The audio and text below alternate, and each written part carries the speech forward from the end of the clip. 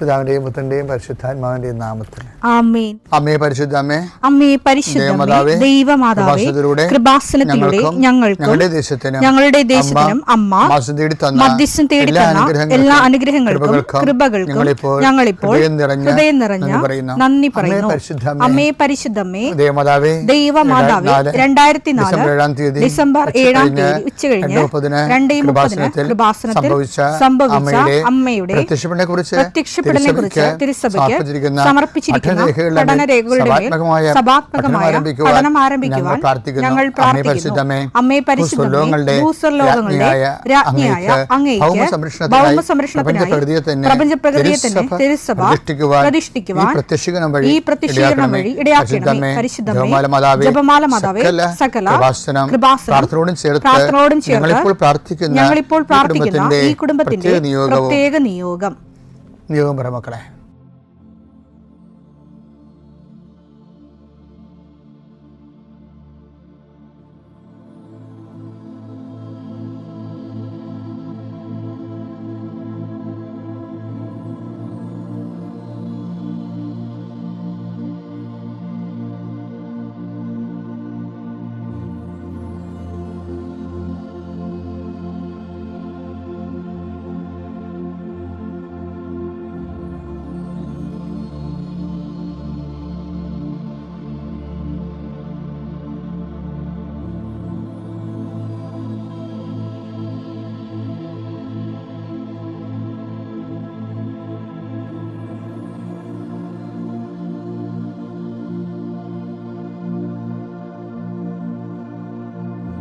അമ്മയുടെ പ്രത്യക്ഷീകരണത്തിന്റെ ഈ അനുഗ്രഹവേളയിൽ ഞങ്ങൾക്ക് സാധിച്ചു തരുവാൻ കനിയണമേ.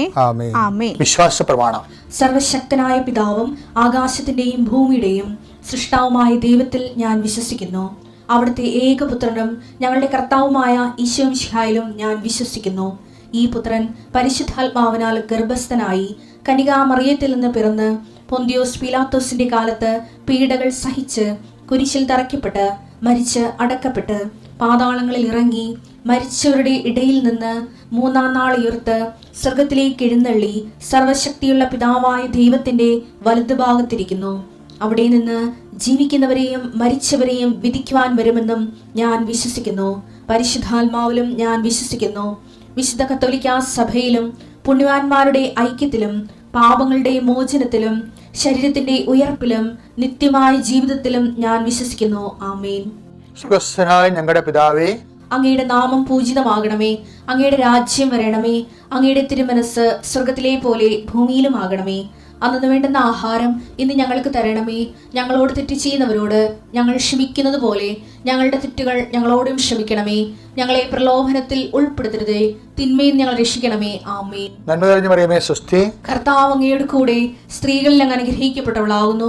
അങ്ങയുടെ ഉദരത്തിൻ ഫലമായി ഈശോ അനുഗ്രഹിക്കപ്പെട്ടവനാകുന്നു. പരിശുദ്ധ മറിയമേ, തമ്പുരാന്റെ അമ്മേ, പാപികളായ ഞങ്ങൾക്ക് വേണ്ടി ഇപ്പോഴും ഞങ്ങളുടെ മരണസമയത്തും തമ്പുരാനോട് അപേക്ഷിക്കണമേ. ആമേൻ. കർത്താവേ, നിന്റെ ഉന്നതമായ നാമത്തിന് സ്വസ്ഥം ചെയ്യുന്നു. കർത്താവേ, നിന്റെ വിശുദ്ധ പൗരോഹിത്യത്തെ മഹത്വപ്പെടുത്തണമേ. കർത്താവേ, സഭയിലുള്ള സാന്നിധ്യം ദൃഢമാക്കണമേ. 39 വർഷം ഞാൻ അർപ്പിച്ച കൃപാന്റെ യുഗതിയായി കൃപാസ്ഥാന ജീവനോടെ പ്രത്യക്ഷപ്പെട്ട മാതാവിൻ്റെ മാധ്യസ്ഥയിൽ അത്താറയിൽ നടന്ന 10,000-കണക്കിന് ആരാധന ശക്തിയാൽ കർത്താവേ, പഠന പരീക്ഷകളിലൊക്കെ എല്ലാം വ്യാപൃതരാക്കുന്ന മക്കളെ ആശീർവദിക്കണമേ. വിവാഹം ഒത്തുവരുന്നതിന് വേണ്ടി പ്രാർത്ഥിക്കുന്നവരെ, വിവാഹം നിശ്ചയം ചെയ്തിട്ടുള്ളവരെ, വിവാഹ ദിനങ്ങളെ പ്രതീക്ഷിക്കുന്നവരെ, കർത്താവ് അതിനുവേണ്ടിയുള്ള ചുറ്റവട്ടങ്ങൾ ചെയ്യുന്നവരെ, ഒരുക്കങ്ങൾ നിരീക്ഷിക്കുന്നവരെ, സാമ്പത്തികം അന്വേഷിക്കുന്നവരെ, തേടുന്നവരെ കർത്താവ് ആശീർവദിക്കട്ടെ. വിദേശങ്ങളിലേക്ക് പോകാൻ ഉദ്ദേശിക്കുന്നവരും ഡേറ്റ് ഫിക്സ് ചെയ്തവരെ, തിരിച്ചു വരാൻ പോകുന്നവർ, നിങ്ങളുടെ യാത്രകളെ കർത്താവ് ആശീർവദിക്കട്ടെ. നിങ്ങൾ കൊണ്ടുപോകുന്ന രേഖകളെ കർത്താവ് ആശീർവദിക്കട്ടെ. നിങ്ങൾ വരികയും പോവുകയും ചെയ്യുന്നവരെ മനസ്സിൽ വെച്ചിരിക്കുന്ന ഈ മാസത്തെ ലക്ഷ്യങ്ങളെ കർത്താവ് ഏറ്റെടുക്കുകയും നടപ്പിൽപ്പെടുത്തുകയും ചെയ്യട്ടെ. നീ ഏറ്റവും കൂടുതൽ വേദനിക്കുന്ന കാര്യങ്ങൾ എൻ്റെ മകനെക്കുറിച്ചാകാം, മകളെക്കുറിച്ചാകാം, ജീവിത പങ്കാളിയെക്കുറിച്ചാകാം, അത് എന്തു തന്നെയായാലും ഈ പ്രാർത്ഥനയുടെ ശക്തിയാൽ കർത്താവിൻ്റെ രക്തം തളിക്കപ്പെടുകയും നീ അനുഭവിക്കുന്ന സങ്കടങ്ങളിൽ നിന്ന് വിടുവിക്കുകയും ചെയ്യട്ടെ. എൻ്റെ കർത്താവിന് ഉന്നതമായ നാമത്തിൽ മക്കളില്ലാത്തവരെ ആശീർവദിക്കുന്നു. എൻ്റെ കർത്താവ് മക്കളെ ലഭിക്കുന്നതിനായി ആശീർവദിക്കുന്നു. എൻ്റെ കർത്താവ് ഉന്നതമായ നാമത്തെ ഗർഭസ്ഥ ശിശുക്കൾക്ക് പ്രശ്നങ്ങളുള്ളവരെ ആശുപത്രി കിടക്കുന്ന രോഗികളെ, രോഗം ഇതിലൊക്കെ പിടികിട്ടാത്തവർ, പലതരത്തിലുള്ള നീണ്ട ഐസിയുവിലും നീണ്ട ദിവസങ്ങൾ താമസിക്കുന്നവർ, സാമ്പത്തികമായ ബാധ്യതകളാൽ വലിയ ജപ്തി നടപടിയൊക്കെ വരാൻ പോകുന്നവർ, എന്നിട്ട് അതിലൂടെ കടന്നു പോകുന്നവർ, അവർക്ക് എത്രയും വേഗം ഒരു പോംവഴി കിട്ടാൻ പരിശുദ്ധ മദൈവ മാതാവിനെ ആശ്രയിക്കട്ടെ. പലതരത്തിലുള്ള അപകടങ്ങൾ, ആക്രമണങ്ങൾ അനുഭവിക്കുന്നവർ, ജലജീവികളുടെയും വിഷജന്തുക്കളുടെയും ആക്രമണങ്ങളിൽ പെട്ടിരിക്കുന്നവർ, കർത്താവിൻ്റെ രക്തം അവരെ തിളക്കപ്പെടുകയും ഇതോടുകൂടി അവരുടെ രോഗങ്ങൾ വിട്ടുമാറുകയും യേശുനാമത്തിൽ പ്രാർത്ഥിക്കുന്നു. ആമേൻ. നമ്മുടെ ആന്തരിക മനുഷ്യനെ, അതായത് ഈ നമ്മുടെ മതത്തിൻ്റെ രഹസ്യങ്ങൾ മഹത്വമാണെന്ന് പൗലോസ് പറയത്തില്ല. തിമോത്തി 3:16 നമ്മുടെ മതത്തിന്റെ രഹസ്യം കണ്ടാ, നമ്മുടെ മതത്തിന്റെ രഹസ്യം ശ്രേഷ്ഠമാണെന്ന് ഞങ്ങൾ പ്രഖ്യാപിക്കുന്നു. കണ്ടാ, അതായത് ഈ മതത്തിൻ്റെ ശ്രേഷ്ഠതയിലുള്ളതാണ് ഈ ആന്തരിക മനുഷ്യൻ്റെ ശക്തി പ്രാപിക്കൽ. ആന്തരിക മനുഷ്യൻ ശക്തി പ്രാപിക്കണത് എങ്ങനെയാണ്? ഈ ക്രിസ്തുവിന് ആന്തരിക മനുഷ്യൻ ശക്തി പ്രാപിച്ചത് യൂദാസ് വന്ന് ചുംബിച്ചപ്പോൾ അവൻ എന്താ വിളിച്ചത്? മത്തായി 26:49 അവൻ പെട്ടെന്ന് യേശുവിന്റെ അടുത്ത് ചെന്ന് ഗുരു സ്വസ്തി എന്ന് പറഞ്ഞു അവനെ ചുംബിച്ചു. യേശു അവനോട് ചോദിച്ചു, സ്നേഹിത, നീ എന്തിനാണ് വന്നത്? അപ്പൊ ഇത് വിഷയത്തില് ചുംബിച്ചത് എന്താണെന്നൊക്കെ ഈശോയ്ക്ക് അറിയാം. എന്താ കാര്യം അറിയാമെന്ന് വെച്ച് കഴിഞ്ഞാല്, അതിന്റെ കാരണം തനിക്ക് സംഭവിക്കാനുള്ളതെല്ലാം അറിഞ്ഞിരുന്ന യേശു മുന്നോട്ട് വന്ന്, അതങ്ങനെ വാക്കുണ്ട്, 18:4 തനിക്ക് സംഭവിക്കാനിരിക്കുന്നതെല്ലാം അറിഞ്ഞിരുന്ന യേശു മുമ്പോട്ട് വന്ന് അവരോട് ചോദിച്ചു, നിങ്ങൾ ആരെയാണ് അന്വേഷിക്കുന്നത്? അപ്പൊ എന്ത് വിഷയം എന്ന് വെച്ചാൽ, ഈ ഒരു മുഹൂർത്തത്തിലാണ് യൂദാസ് മുന്നോട്ട് വന്ന് അവനെ ചുംബിക്കണത്. അതിൻ്റെ അർത്ഥം എന്താണ്? യൂദാസ് വരുന്നതും ചുംബിക്കണതും എന്തിനാണെന്നുള്ളത് തനിക്ക് സംഭവിക്കാതിരുന്നത് മുൻകൂട്ടി അറിഞ്ഞു. അപ്പം അറിഞ്ഞെങ്കിലും, അവനെ ചുംബിച്ച് കഴിഞ്ഞെങ്കിലും, യേശുവിൻ്റെ ആന്തരിക മനുഷ്യൻ സർപ്പങ്ങളുടെ മേൽ ചവിടണ കണ്ടില്ലേ? എന്താണ്? സ്നേഹിത എന്നാണ് വിളിക്കണേ. ഇതൊരു ഭയങ്കര ലോകത്തീശ കൊണ്ടുവന്ന ഒരു വാല്യൂ സിസ്റ്റമാണത്. എല്ലാ മതങ്ങളും നിഷ്പ്രഭമാകുന്നത് ഈ ഒരു ജംഗ്ഷനിൽ വെച്ചാൽ. കാര്യം ഇതുപോലെ ഒരു മനുഷ്യനെ വാർത്തെടുക്കാൻ പറ്റത്തില്ല. സ്നേഹിത, മനുഷ്യപുത്രനെ ഒരു ചുംബനം കൊണ്ട് നീ ഒറ്റപ്പെടുന്നു. അത് ചൂണ്ടിക്കാണിച്ചാൽ മതിയായിരുന്നു. ഇവനിപ്പോൾ കൊല്ലണമെന്നെങ്കിൽ പോലും കർത്താവ് ഇവന് ചൂണ്ടിക്കാണിച്ചാൽ മതിയായിരുന്നു. ശരിക്കും പറഞ്ഞാൽ ഇവനെന്ത് ചെയ്യുന്നറിയാമോ? മനുഷ്യരാശി, അമ്മയും കുഞ്ഞും ഭാര്യയും ഭർത്താവും എല്ലാവരും സ്നേഹം എന്ന് പറയുന്ന ദൈവികമായ വികാരത്തെ കൈമാറുന്നത് ചുംബനമുണ്ട്. അതിനെ കൊല്ലാനുള്ള ഉപകരണമാക്കി മാറ്റുകയാണ്. എനിക്ക് തോന്നുന്നത് യുദാസിൻ്റെ ഏറ്റവും വലിയ തെറ്റ്. ആ ഏറ്റവും വലിയ തെറ്റ് ചെയ്തവൻ്റെ പിന്നിലും കർത്താവ് സ്നേഹിത എന്ന് വിളിക്കുമ്പോൾ അതിൻ്റെ അർത്ഥം എന്താ? ആന്തരിക മനുഷ്യൻ്റെ ബലം പ്രാപിക്കലാണ്. എഫേസ്യൻസിൽ 3:16 അവിടുത്തെ മഹത്വത്തിന്റെ സമ്പന്നതയ്ക്ക് യോജിച്ച വിധം, ഞാൻ പറഞ്ഞു കേട്ടത് ഇതുമായിട്ട്, അവിടുത്തെ മഹത്വ സമ്പന്നതയ്ക്ക് യോജിച്ച വിധം അവിടുന്ന് തന്റെ ആത്മാവിലൂടെ നിങ്ങളുടെ ആന്തരിക മനുഷ്യനെ ശക്തിപ്പെടുത്തണമെന്നും വിശ്വാസം വഴി ക്രിസ്തു നിങ്ങളുടെ ഹൃദയങ്ങളിൽ വസിക്കണമെന്നും. നിങ്ങളുടെ വിശ്വാസം, ഈ ഒരു സാഹചര്യത്തിലും വിശ്വാസം വഴി എന്താണ് നമ്മൾ വസിക്കേണ്ടത്? വിശ്വാസം വഴി നമ്മളിൽ ക്രിസ്തു വസിക്കണം. വിശ്വാസത്തിൻ്റെ ഫലം ക്രിസ്തുവാണ്. വിശ്വാസത്തിൻ്റെ ഫലം അനുഗ്രഹങ്ങൾ മാത്രമല്ല. അതൊക്കെ ആദ്യകാലം ആന്തരിക മനുഷ്യനെ സംബന്ധിച്ചിടത്തോളം വിശ്വാസത്തിൻ്റെ ഫലം ക്രിസ്തുവാണ്. നമ്മൾ ഈ ഒരു സാഹചര്യത്തിൽ ക്രിസ്തുവിന് സാക്ഷ്യം വഹിച്ചുകൊണ്ട് സാധാരണ മനുഷ്യർ പെരുമാറുന്നതിനേക്കാൾ സപ്ലിമേറ്റഡ് ആയിട്ട് സുവിശേഷ പിതാവ് പെരുമാറുമ്പോൾ ക്രിസ്തു നമ്മൾ ജീവിക്കുക, നമ്മളുടെ ആന്തരിക മനുഷ്യൻ ബലം പ്രാപിക്കുക. അതാണ് ശരിക്കും പറഞ്ഞാൽ ഒരു വ്യക്തി ആത്മീയ വളർച്ചയിൽ കൈവരിക്കേണ്ട ഒന്നാമത്തെ നേട്ടം. ഇത് നമുക്കൊരു ചാലഞ്ചാണ്. ഇന്നത്തെ എല്ലാ ജീവിതത്തിലും നിനക്കിത് വഴിപിടിച്ച നിൻ്റെ പെരുമാറ്റത്തിലെല്ലാം ഈ ഒരു ചൈതന്യം നിലനിർത്താൻ ആന്തരിക മനുഷ്യൻ ബലം പ്രാപിച്ചതായിട്ട് നിനക്ക് അനുഭവിക്കാൻ സാധിക്കട്ടെ എന്ന് പ്രാർത്ഥിക്കുന്നു. ഇവിടെ വന്ന് ഈ ഒരു സാക്ഷ്യം പറയാൻ എനിക്ക് അനുഗ്രഹം തന്ന കൃപാസന അമ്മയ്ക്ക് ഞാൻ ആദ്യം നന്ദി പറയുന്നു. എൻ്റെ പേര് ജോമിൻ. ഞാൻ കൊല്ലം സെൻറ്റ് ജോസഫ് ഇടവകയിൽ നിന്ന് വരുന്നു. ഞാൻ ആദ്യം ഉടമ്പടി എടുത്തത് ജൂലൈ 8-ാം തീയതി ആയിരുന്നു. അത് കഴിഞ്ഞ് പ്രാർത്ഥിക്കുകയും ഡെയിലി രാവിലെ അച്ഛൻ്റെ ബ്ലെസ്സിങ് പ്രാർത്ഥനകളെല്ലാം കാണുകയും പള്ളിയിൽ പോവുകയൊക്കെ ചെയ്യുന്നു. പറഞ്ഞ കണക്ക് തന്നെ ഉടമ്പടിയിൽ എങ്ങനെയാണോ അന്ന് ക്ലാസ്സിൽ അറ്റൻഡ് ചെയ്തത് അത് കണക്കൊക്കെ ചെയ്യുമായിരുന്നു. പ്രത്യേകിച്ച് ആ ഒരു 3 മാസ കാലയളവിൽ എനിക്കങ്ങനെ മാറ്റങ്ങളായിട്ടോ അല്ലെങ്കിൽ ഒന്നും വന്നതായിട്ട് എനിക്ക് തോന്നിയില്ല. ഞാൻ നോർമലി 3 മാസം കഴിഞ്ഞ് ഉടമ്പടി പുതുക്കുന്ന ടൈമിന് വന്നു. ഒക്ടോബർ 9-ാം തീയതി വന്ന് ഞാൻ ഉടമ്പടി പുതുക്കി. അന്ന് ക്ലാസ് അറ്റൻഡ് ചെയ്തപ്പം ആ ക്ലാസ്സിലാണ് എന്താണ് ഞാൻ ചെയ്യാഞ്ഞ കുറവുകളായിട്ടുള്ള കാര്യങ്ങൾ, മറ്റ് എന്താണ് എൻ്റെ ഉടമ്പടിക്കകത്ത് വന്ന തെറ്റുകളെന്നുള്ളത് എനിക്ക് അന്നാണ് മനസ്സിലായത്. ഞാൻ ആ സമയത്തായിരുന്നു ഒരു ഇൻ്റർവ്യൂ ഒക്കെ അറ്റൻഡ് ചെയ്ത് എൻ്റെ പേപ്പർ വർക്കും കാര്യങ്ങളൊക്കെ നടന്നുവരുന്നത്. എൻ്റെ ഓഫർ ലെറ്റർ വന്നു. പക്ഷേ അതിനുശേഷം എനിക്ക് ഒരു അപ്ഡേറ്റും വരുന്നില്ല, പെർമിറ്റിൻ്റെ കാര്യങ്ങളൊന്നും വന്നില്ല. ഈ 2ാമത്തെ ഉടമ്പടി പുതുക്കിയതിന് ശേഷം ഞാൻ എന്താണ് ആ തെറ്റുകളെന്നുള്ളത് നോക്കി അത് തിരുത്തി പ്രാർത്ഥിക്കുമായിരുന്നു. എന്നിട്ടും എനിക്ക് 3 മാസത്തോളം പിന്നെയും സമയം പോയിട്ടും പെർമിറ്റ് വന്നില്ല. എൻ്റെ കൂടെ കൊടുത്തവർക്കും എൻ്റെ പുറകിന് കൊടുത്തവർക്കും പെർമിറ്റ് വരികയും അവർ രാജ്യത്ത് ഇറങ്ങുകയും ചെയ്തായിരുന്നു. ഞാൻ അന്നേരമൊരു നിരാശയുടെ ഒരു വക്കിലൊക്കെ നിന്ന് പറയാം, എന്തുകൊണ്ട് എനിക്ക് മാത്രം ശരിയാവുന്നില്ല, അതിൻ്റെ കൂടെ വരുന്നവർക്ക് പോകുന്നു. ഞാനത് കുറേ കാലം 2-3 കൊല്ലമായി ഞാൻ ശ്രമിച്ചുകൊണ്ടിരിക്കുന്നത്, എനിക്ക് മാത്രം അത് ശരിയായി വരുന്നില്ല. അങ്ങനെ ഒരു ദിവസം പ്രാർത്ഥിച്ച് എല്ലാം കഴിഞ്ഞ് ഇന്നിപ്പം എന്നെ വിളിച്ചിട്ട് പറഞ്ഞ് പെർമിറ്റ് വന്നിട്ടുണ്ടെന്ന് പറഞ്ഞു. കാരണം സന്തോഷം, നല്ല രീതിയിൽ സന്തോഷം കാര്യങ്ങളൊക്കെ ആയി. ഞാൻ ആ രീതിയിൽ നിന്നു. നവംബർ 2-ന് ശുദ്ധിരന്മകൾ വരുന്ന നാൾ കഴിഞ്ഞ് ഞങ്ങൾ വീട്ടിലോട്ട് പോയിട്ട് ഒന്ന് കടയിൽ പോയിട്ട് തിരിച്ചു വന്നതാണ്. എനിക്ക് നല്ലൊരു ആക്സിഡൻറ്റ് സംഭവിച്ചിരുന്നു.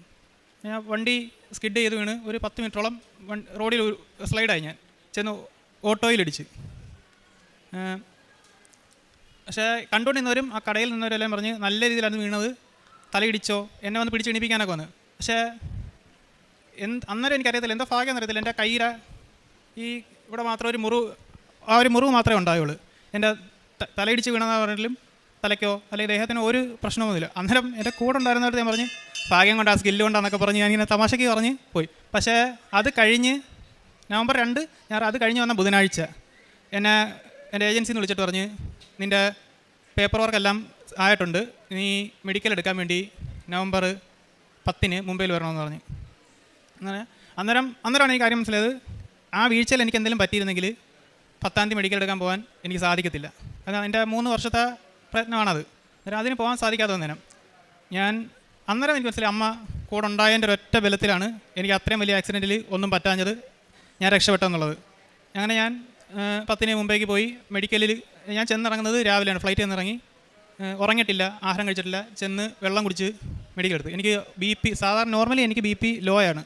വീട്ടിൽ ഹൈ BP ഉള്ളതാണ്, ഉപ്പ് യൂസ് ചെയ്യാതെ എൻ്റെ BP ലോ ആണ്. പക്ഷെ അന്നത്തെ ദിവസം ഞാൻ അവിടെ ചെന്നപ്പം എനിക്ക് BP ഹൈ ആണ്, 160 സംതിങ് എൻ്റെ BP. അന്നേരം അവർ ചോദിച്ച് എന്തെങ്കിലും പ്രശ്നമുണ്ടോ, ഇഷ്യൂ ഉണ്ടോ? ഞാൻ പറയും നോർമലി BP ലോ ആണ് വരുന്നത്, ഹൈ ട്രാവൽ ചെയ്തതിൻ്റെ എന്ന് പറയും. ഞാൻ അന്നേരം ചെറുതായിട്ട് ടെൻഷൻ ആയി. എന്ന് പറഞ്ഞാൽ ഇനി ഈ BP ഇഷ്യൂൻ്റെ പുറത്ത് മെഡിക്കൽ ഫെയിൽ ആവുമോ അല്ലെങ്കിൽ റീമെഡിക്കൽ വരുമോ എന്ന് ടെൻഷൻ ഉണ്ടായിരുന്നു. പക്ഷേ വൈകുന്നേരം ആയപ്പം പ്രശ്നങ്ങളൊന്നുമില്ല. ഞാൻ പ്രാർത്ഥിച്ചായിരുന്നു. കാശുരൂപം എൻ്റെ കയ്യിൽ ഉടമ്പടി എടുത്ത് അന്ന് തൊട്ട് ഞാൻ കൊണ്ടു നടക്കുമായിരുന്നു. ആ കാശുരൂപം ഞാൻ ഉടമ്പടി എടുത്ത് എന്ന് തൊട്ടോ എൻ്റെ കൂടെ ഉണ്ട്, എൻ്റെ കൊന്തയിലുണ്ട്. ഞാൻ ഇതുവരെ അത് മാറ്റിയിട്ടില്ല. ഫുൾ ടൈം ഞാൻ കാശുരൂപം എൻ്റെ കയ്യിൽ ഇപ്പോഴും ഉണ്ട്. ഞാൻ ഇങ്ങനെ കൊന്തയിലിട്ടേക്കത്തേ ഉള്ളൂ. പ്രാർത്ഥിക്കാൻ നേരത്ത് കൊന്തയിൽ വരിക, കാശുരൂപം പിടിച്ചാണ് പ്രാർത്ഥിക്കുന്നത്. അങ്ങനെ മെഡിക്കൽ ഓക്കെ ആയി. അന്നേരം പറഞ്ഞ് 10 ദിവസം അവിടെ മുംബൈയിൽ വെയിറ്റ് ചെയ്യണമെന്ന് പറഞ്ഞു. മുംബൈയിൽ വെയിറ്റ് ചെയ്ത് ആദ്യം ഞാൻ നിന്നത് ഒരു ഹിന്ദിക്കാരുടെ ഏരിയ ആയിരുന്നു. അതവിടെ ഫുഡോ അല്ലെങ്കിൽ അക്കോമഡേഷനൊന്നും നല്ലതല്ലായിരുന്നു. അന്നേരം ഒരു ചേച്ചി വിളിച്ചിട്ട് പറഞ്ഞു, എടാ ഇങ്ങോട്ട് വാ, നമുക്കിവിടെ സ്ഥലമുണ്ട്, സൗകര്യമുണ്ട്, കുഴപ്പമില്ല, മലയാളികളുണ്ടെന്ന് പറഞ്ഞ്. അങ്ങനെ ഇഷ്ടമില്ലാതെ പോയി നോക്കാമെന്ന് പറഞ്ഞ് ചെന്ന് സംഭവം അവിടെ ചെന്നപ്പോൾ ഞങ്ങൾ നിന്നതിനെക്കാട്ടി നല്ല സൗകര്യമുള്ള സ്ഥലവും മലയാളികളുടെ റെസ്റ്റോറൻറ്റ്, ഏജൻസിക്ക് എംബസിക്ക് തൊട്ടടുത്ത് തന്നെ അക്കോമഡേഷനും, ട്രാവൽ ചെയ്യാൻ എളുപ്പം. അങ്ങനെ ഞങ്ങൾ പിറ്റേന്ന് തന്നെ അവിടെ നിന്ന് ഇവിടെ വന്ന് നിന്ന് ഇൻ്റർവ്യൂവിൻ്റെ അന്ന് രാവിലെ എൻ്റെ അടുത്ത് പറഞ്ഞ് ചെല്ലണമെന്ന് പറഞ്ഞു എംബസിയിൽ. ഞങ്ങൾ ചെന്നപ്പം എൻ്റെ കൂടെ ഒരു 3-4 പേരുണ്ടായിരുന്നു. അതിൽ 2 പേർക്ക് സബ്മിഷനും ഞങ്ങളുടെ കൂട്ടത്തിൽ 3 പേർക്ക് ഇൻ്റർവ്യൂ ആയിരുന്നു. അന്നേരം ഈ കൂടെ സബ്മിഷൻ ഉള്ളവരുടെ ഫയൽ ഒരു എംബസിയുടെ പുറത്ത് നരിമാൻ പോയിൻ്റ് എന്ന് പറയും, അവിടെ ഞങ്ങൾ ബീച്ച് സൈഡിൽ ഇരുന്നാണ് പേപ്പർ നോക്കിയത്. എൻ്റെ ഫയൽ കറക്റ്റായിട്ട് ഏജൻറ്റ് തന്നുകൊണ്ട് അത് കണക്കിന് ഇരിപ്പുണ്ടായിരുന്നു. അന്നേരം കൂടെ ഒരാളുടെ പേപ്പറിൽ എന്തോ കുറവുണ്ടെന്ന് പറഞ്ഞപ്പം ഇവിടെ ഒന്ന് നോക്കാമെന്ന് പറഞ്ഞ് തന്നെ. അന്നേരം അവനോടൊരിത് നോക്കേണ്ട വയ്ക്ക് ഒന്ന് മറിച്ച് നോക്കി എല്ലാം വെച്ച് കുഴപ്പമില്ല പേപ്പറെല്ലാം ഉണ്ടെന്ന് പറയാൻ വേണ്ടി കൊടുത്ത്. ഞാൻ വിചാരിച്ചു എൻ്റെ ഫയൽ ഞാൻ എടുത്ത ബാഗ് ചെക്ക് ചെയ്തില്ലല്ലോ, ഓൾറെഡി ചെക്ക് ചെയ്ത് വെച്ചേക്കുന്നതുകൊണ്ട് തുറന്നില്ല. ഞാനത് ഇൻ്റർവ്യൂവിന് കയറുന്നതിൻ്റെ സ്റ്റേജ് എത്തിയപ്പം ബാഗ് തുറന്ന് ഫയൽ നോക്കിയപ്പം എൻ്റെ ബാഗിൽ എൻ്റെ ഫയലില്ല. കാരണം പറയാം, ഒരു ജോലിയുടെ കടമ്പയിൽ 99% കഴിഞ്ഞ് ആ 1% വേണ്ടിയാണ് അവിടെ നിൽക്കുന്നത്. ആകെ ഞാൻ ടെൻഷനായി. ഞാൻ ഇന്ന നിപ്പിൽ ഇറങ്ങി ഓടി, ഇരുന്ന സ്ഥലത്ത് പോയി. അവിടെ ഇല്ലെന്ന് എനിക്കറിയാം, കാര്യം നമ്മൾ ചെക്ക് ചെയ്തിട്ടാണ് വന്നത്. പക്ഷേ മാനസികാവസ്ഥയിൽ എന്ത് ചെയ്യണമെന്ന് അറിയാത്തതുകൊണ്ട് ഇറങ്ങി ഓടി അവിടെ ചെന്ന് നിന്ന് വിറച്ച് നിന്നത്. എന്നിട്ട് ഇനി ജീവിതത്തിൽ ഇനി മുമ്പോട്ടൊന്നും ഇല്ല, ഇത്രയും കാലം ശ്രമിച്ചതിൻ്റെ ഫലം കിട്ടാതെ ഇതെന്താവുമെന്ന് അറിയാതെ ടെൻഷനിൽ നിൽക്കുക. അന്നേരം ആ കൂട്ടുകാരൻ അവൻ ഓടി വന്നിട്ട് പറഞ്ഞു, എൻ്റെ ബാഗിലുണ്ട് എന്ന് പറഞ്ഞാൽ ഞാൻ കൊണ്ടുവന്നത്. ഞാൻ അന്തിമ അന്നേരം പ്രാർത്ഥിച്ചുകൊണ്ടാണ് ഓടുന്നത്. അതായത് ഇനി എന്താകുമെന്നൊരു പ്രതീക്ഷയില്ലാത്ത അവസ്ഥയായി പോയി. അവൻ കൊണ്ടുവന്ന് അതേ ഫയലുമായിട്ട് അതേ കണക്ക് ഓടി എംബസിയിൽ അവിടെ വന്ന്. നമുക്ക് എംബസിയിൽ ഇൻ്റർവ്യൂ ഇരിക്കുന്ന 3 പേരുണ്ട്. നമ്മൾ ഓരോരുത്തരുടെ ഇതിലാണ് ഇരുത്തുന്നത്. അന്നേരം വിയർത്ത് കുളിച്ച് നിന്നപ്പം അവിടെ എല്ലാവരും എന്നെ നോക്കുന്നത്. കാരണം പറയാം, അവിടെ എല്ലാവരും നോർമലി ഇൻസ്റ്റൻ്റ് അടിച്ച് നീറ്റായിട്ടിരിക്കണം. ഞാൻ മാത്രം വിയർത്ത് കുളിച്ച് ഷൂസ് കഴിഞ്ഞ് ആകെ അലമ്പ് പരുവത്തിലാണ് ഞാൻ ചെന്ന് കയറുന്നത്. അന്നേരം എൻ്റെ ഭാഗ്യം എന്ന് പറഞ്ഞു കഴിഞ്ഞാൽ എൻ്റെ മുമ്പിൽ ഒരു 5 പേരുണ്ട്. അവർ കഴിഞ്ഞിട്ടേ എൻ്റെ പേപ്പർ വിളിക്കത്തുള്ളൂ. ആ സമയം കൊണ്ട് അവിടെ ഇരുന്ന് ഈ ടെൻഷൻ്റെ ഇടയ്ക്ക് ഇൻ്റർവ്യൂവിന് ചോദിക്കുന്ന കാര്യങ്ങൾ വരെ എൻ്റെ മൈൻഡിൽ നിന്ന് ബ്ലാങ്കായി. എനിക്കൊരു വക ഓർമ്മയില്ല. ഞാൻ ആകെ എന്ത് ചെയ്യുന്നു പറയാം. അവരകത്ത് എന്ത് ചോദിച്ചാലും ഇത് നമ്മുടെ മൈൻഡിൽ നിന്ന് എന്തെങ്കിലും പറഞ്ഞ ആൻസർ തെറ്റിപ്പോയി കഴിഞ്ഞാലോ അല്ലെങ്കിൽ ഇതിനകത്ത് എന്തെങ്കിലും തെറ്റ് പറ്റി കഴിഞ്ഞാൽ അവർക്ക് റിജക്ഷൻ അടിക്കാൻ എളുപ്പമാണ്. അന്നേരം ഞാനാകെ ടെൻഷനായിട്ട് എൻ്റെ കയ്യിൽ നിന്ന് ഫയലെടുത്ത് പെട്ടെന്ന് പ്രാർത്ഥിച്ച്, ഞാൻ കാശുരം പിടിച്ച് പ്രാർത്ഥിച്ച്, മാതാവേ എന്ന് പറഞ്ഞ് എന്നെ പ്രാർത്ഥിച്ചിട്ട് ഒന്ന് ഓടിച്ച് നോക്കി, എല്ലാം ഓടിച്ച് നോക്കി, ഫയൽ ഡോക്യുമെൻറ്റ്സ് മൊത്തം ഓടിച്ച് നോക്കി. അതാ എൻ്റെ ഭാഗ്യം അതായിരുന്നു പറഞ്ഞാൽ 5 പേര് എനിക്ക് മുമ്പ് ഉണ്ടായിരുന്നു. അവരുള്ളത് കാരണം എനിക്ക് അതിനുള്ള സമയം കിട്ടി. സമാധാനമായിട്ട് ഇരിക്കാൻ പറ്റി, നോക്കാൻ പറ്റി. ഞാൻ ഓക്കെ ആയിട്ട് കയറി. അന്നേരം ഞാൻ പ്രാർത്ഥിക്കുന്നുണ്ടായിരുന്നു. എനിക്കറിയാവുന്നത് എന്നോട് ചോദിക്കാവുള്ളൂ. കൂടുതൽ എന്തെങ്കിലും ചോദിച്ചാൽ തെറ്റിപ്പോയാൽ എനിക്കൊന്നും ചെയ്യാൻ പറ്റത്തില്ല, ദൈവമേ പ്രാർത്ഥന ഉണ്ടായിരുന്നു. പക്ഷെ ആ പ്രാർത്ഥന അമ്മ കേട്ട് അകത്ത് കയറി ഞാൻ ചെന്ന് എൻ്റെ അടുത്ത് ആകെ ചോദിച്ചത് എൻ്റെ പേര്, ഞാൻ മാരീഡാണെന്ന് വെച്ച് പറഞ്ഞ്, എൻ്റെ കോൺട്രാക്റ്റിൻ്റെ കാലയളവ് ചോദിച്ച്, ഫാമിലി റിലേറ്റീവ്സിനെ കൊണ്ടുവരാൻ താല്പര്യമുണ്ടോ എന്ന് വെച്ച്. ഇത് കറക്റ്റ് എല്ലാവർക്കും അറിയാവുന്ന ആൻസറാണ്, കോമൺ ആയിട്ട് അവിടെ പഠിപ്പിച്ചു കൊടുക്കുന്ന ആൻസറാണ്. അങ്ങനെ അത് കഴിഞ്ഞപ്പോൾ അവർ എൻ്റെ പറഞ്ഞു, okay Jomin, you can go outside and sign the documents എന്ന് പറഞ്ഞു. അത്യം അന്നേരം എനിക്ക് വിശ്വാസമില്ല എന്തോ സംഭവം പാസ്സായതാണോ അല്ലെങ്കിൽ എന്താണ് ഇതിൻ്റെ റിസൾട്ട് എന്ന് അറിയാത്തതുകൊണ്ട് പുറത്ത് വന്നിട്ട് ഞാൻ ഇതാണ് ഏജൻറ്റ് പറഞ്ഞു, ഇതാണ് എൻ്റെ അടുത്ത് പറഞ്ഞെന്ന് പറഞ്ഞു. അയാൾ പറഞ്ഞു, ഓക്കെ കുഴപ്പമില്ല, പാസ്പോർട്ടിൻ്റെ കോപ്പിയും ഒരു 3 ഡോക്യുമെൻറ്റ്സ് സൈൻ ചെയ്തിട്ട് ഞാൻ പൊയ്ക്കൊള്ളാൻ പറഞ്ഞു. ഞാൻ ഇൻ്റർവ്യൂ അറ്റൻഡ് ചെയ്യുന്നത് വെള്ളിയാഴ്ചയാണ്. സാധാരണ നമുക്ക് 24 മണിക്കൂർ വേണ്ട ആ റിസൾട്ട് വരാൻ. പക്ഷേ അത് ശനിയും ഞായറും അതാണ് അവധി. ഞങ്ങൾ ഏജൻറ്റിനോട് ചോദിച്ചാൽ പറഞ്ഞു, ഇല്ല കുഴപ്പമില്ല, നിങ്ങൾ പൊയ്ക്കോ, വേറെ പ്രശ്നമൊന്നുമില്ല, നമ്മളെന്തെങ്കിലും ഉണ്ടെങ്കിൽ വിളിക്കാമെന്ന് പറഞ്ഞു. മനസ്സോടാണ് കയറുന്നത്. റിസൾട്ട് എന്തോ അറിയത്തില്ല. ആകെ ഈ ഓഡിയൻ്റെ ടെൻഷൻ, ഇതിനകത്ത് പെർഫോം ചെയ്തത് ശരിയാണോ, എല്ലാം ഒരു ടെൻഷൻ്റെ പുറത്താണ് നിൽക്കുന്നത്. പിന്നെ ആ ഒരു വിശ്വാസത്തിൻ്റെ പുറത്ത് കയറി. എല്ലാവർക്കും തിങ്കളാഴ്ച വിസ വന്ന്, എനിക്ക് തിങ്കൾ വന്നില്ല, ചൊവ്വ വന്നില്ല, ബുധൻ വന്നില്ല. ഞാൻ ആകെ ടെൻഷൻ. എന്നെക്കാട്ടി ടെൻഷൻ വീട്ടിൽ അമ്മയ്ക്ക്. എന്ന് പറഞ്ഞാൽ ഓൾറെഡി ഞാനൊരു 2 വിസയൊക്കെ വെച്ച് റിജക്റ്റ് ചെയ്ത് കുറച്ച് പൈസയൊക്കെ പോയി ആ ഒരു സ്റ്റേജ് കടന്നിട്ടാണ് ഇങ്ങനെ വന്നത്. അത് കഴിഞ്ഞ് വ്യാഴാഴ്ച ആയപ്പോഴും ബുധനാഴ്ച ഞങ്ങളുടെ അവിടെ നൊവേനയൊക്കെ ഉണ്ട്. പള്ളിയിലൊക്കെ പോയി വൈകുന്നേരം നൊവേനയൊക്കെ പോയി പ്രാർത്ഥിച്ച് മനസ്സിന് സമാധാനം കിട്ടുന്നത് പള്ളിയിൽ ചെല്ലുമ്പോൾ മാത്രമാണ്. അല്ലാതെ ചിരിച്ചു നിന്നാലും ടെൻഷൻ്റെ പീക്കാണ്, കാണിക്കാൻ പറ്റത്തില്ലെന്നുള്ളതേ ഉള്ളൂ. ആ ഒരു മൈൻഡിൽ നിൽക്കുമ്പോൾ വ്യാഴാഴ്ച എന്നെ വിളിച്ചിട്ട് പറഞ്ഞ്, നിൻ്റെ വിസ വന്നിട്ടുണ്ട്, വേറെ പ്രശ്നങ്ങളൊന്നുമില്ല, ഓക്കെ ആണെന്ന് പറഞ്ഞ് അവർ ഫോട്ടോ ഇട്ട് തന്ന്. ഈ ഇത്രയും ടൈം കാലയളവ് ആദ്യത്തെ തടസ്സങ്ങളെല്ലാം വന്ന സമയത്തും ഞാൻ ആകെ പ്രാർത്ഥിച്ചത്, ദൈവമേ ഈ കരുതി വെച്ചേക്കുന്നത് എന്താണെന്ന് എനിക്കറിയത്തില്ല, ഞാൻ ശ്രമിക്കുന്നത് ഇതിന് വേണ്ടിയാണ്, എനിക്കത് കിട്ടണമെന്ന് ഞാൻ ആഗ്രഹിക്കുന്നു. കാരണം പറഞ്ഞാൽ ഇതിൽ കിട്ടിയാൽ ഞാൻ രക്ഷപ്പെടും, എനിക്ക് കുടുംബത്തെ രക്ഷപ്പെടുത്താം, ഓക്കെയാണ്. ഞാൻ ആ സമയത്ത് അങ്ങനെ പറഞ്ഞു. അല്ല, ഇതിന് കിട്ടിയില്ലെങ്കിൽ തന്നെ എനിക്ക് നീ എന്താണോ കരുതി വെച്ചേക്കുന്നത് അത് ഉൾക്കൊള്ളാനൊരു മാനസികാവസ്ഥ എനിക്ക് നീ തരണേ. ഒരിക്കലും ഒരു സാഹചര്യത്തിൽ പോലും സഭയിൽ നിന്നോ എൻ്റെ വിശ്വാസത്തിൽ നിന്നോ എന്നെ പിന്നോട്ട് വലിക്കാനൊരു സാഹചര്യം ഉണ്ടാക്കരുതെന്നാണ് ഞാൻ പ്രാർത്ഥിച്ചുകൊണ്ടത്. അങ്ങനെ വിസ അടിച്ചു, കാര്യങ്ങളൊക്കെ ഭംഗിയായിട്ട് നടന്നു. എനിക്ക് ടിക്കറ്റ് ഈ മാസം 10-ാം തീയതി, ഞാൻ ഇവിടെ ഉടമ്പടിയിൽ 2ാമത്തെ ഉടമ്പടിയിൽ എഴുതിയപ്പം ഞാനൊരാഗ്രഹത്തിന് പുറത്ത് എഴുതിയായിരുന്നു, എനിക്കിവിടെ വന്ന് സാക്ഷ്യം പറയാൻ സാധിക്കണേ അമ്മയെന്ന് പറഞ്ഞ് എഴുതിയായിരുന്നു. എന്നിട്ട് ഉടമ്പടി ആദ്യം വന്നപ്പോൾ എനിക്ക് അറിയത്തില്ലായിരുന്നു ഈ ടോക്കൺ കൊടുക്കുന്നതും തിരികളും കൊടയും മാതാവിൻ്റെ രൂപം പിടിക്കുന്നതൊന്നും എനിക്കറിയത്തില്ലായിരുന്നു. ഞാനന്ന് എല്ലാവർക്കും കിട്ടുമെന്ന് പറഞ്ഞാൽ നോക്കിക്കൊണ്ടിരുന്നത്. പക്ഷേ പിന്നെ എനിക്കത് മനസ്സിലായത് അത് റാൻഡമായിട്ട് എടുക്കുന്നതാണ്. അന്നേരം ഞാൻ 2ാമത് വന്നപ്പോൾ ഞാൻ പ്രാർത്ഥിച്ചു, 2ാമത് ഉടമ്പടി പുതുക്കാൻ വന്നപ്പോൾ പ്രാർത്ഥിച്ചു, എനിക്കൊരു അടയാളം പോലെ എനിക്ക് എന്തെങ്കിലും തരണമെന്ന് പറഞ്ഞു. എനിക്ക് അന്ന് കണക്ക് ഞാൻ ഇവിടെ നിന്നപ്പം ആ പാത്രം തന്നിട്ട് പറഞ്ഞു എടുക്കാൻ പറഞ്ഞു. എടുത്തപ്പോൾ എനിക്ക് തിരിയാണ് കിട്ടിയത്. അന്നേരം സത്യം നല്ല സന്തോഷം ഉണ്ടായിരുന്നു. അന്നേരം ഒരു അടയാളം തന്നല്ലോ എന്നൊരു തിരി. അങ്ങനെ ഈ 10-ാം തീയതി എൻ്റെ ടിക്കറ്റാണ്, ഇസ്രായേലിലോട്ട് പോകുന്നതിൻ്റെ എല്ലാ വർക്കുകളും ശരിയായി. ഇതിനിടയ്ക്ക് ചെയ്യുന്നത് പറഞ്ഞു കഴിഞ്ഞാൽ ഞാനൊരു ഡയാലിസിസ് പേഷ്യൻറ്റിനെ ഓട്ടം കൊണ്ടുപോകുന്നത്. കാരണം ഞാൻ വേറെ ജോലിയൊന്നുമില്ല, ഇതിന് പോകേണ്ട വഴിക്ക് വേറെ ജോലിക്കൊന്നും ആയില്ല.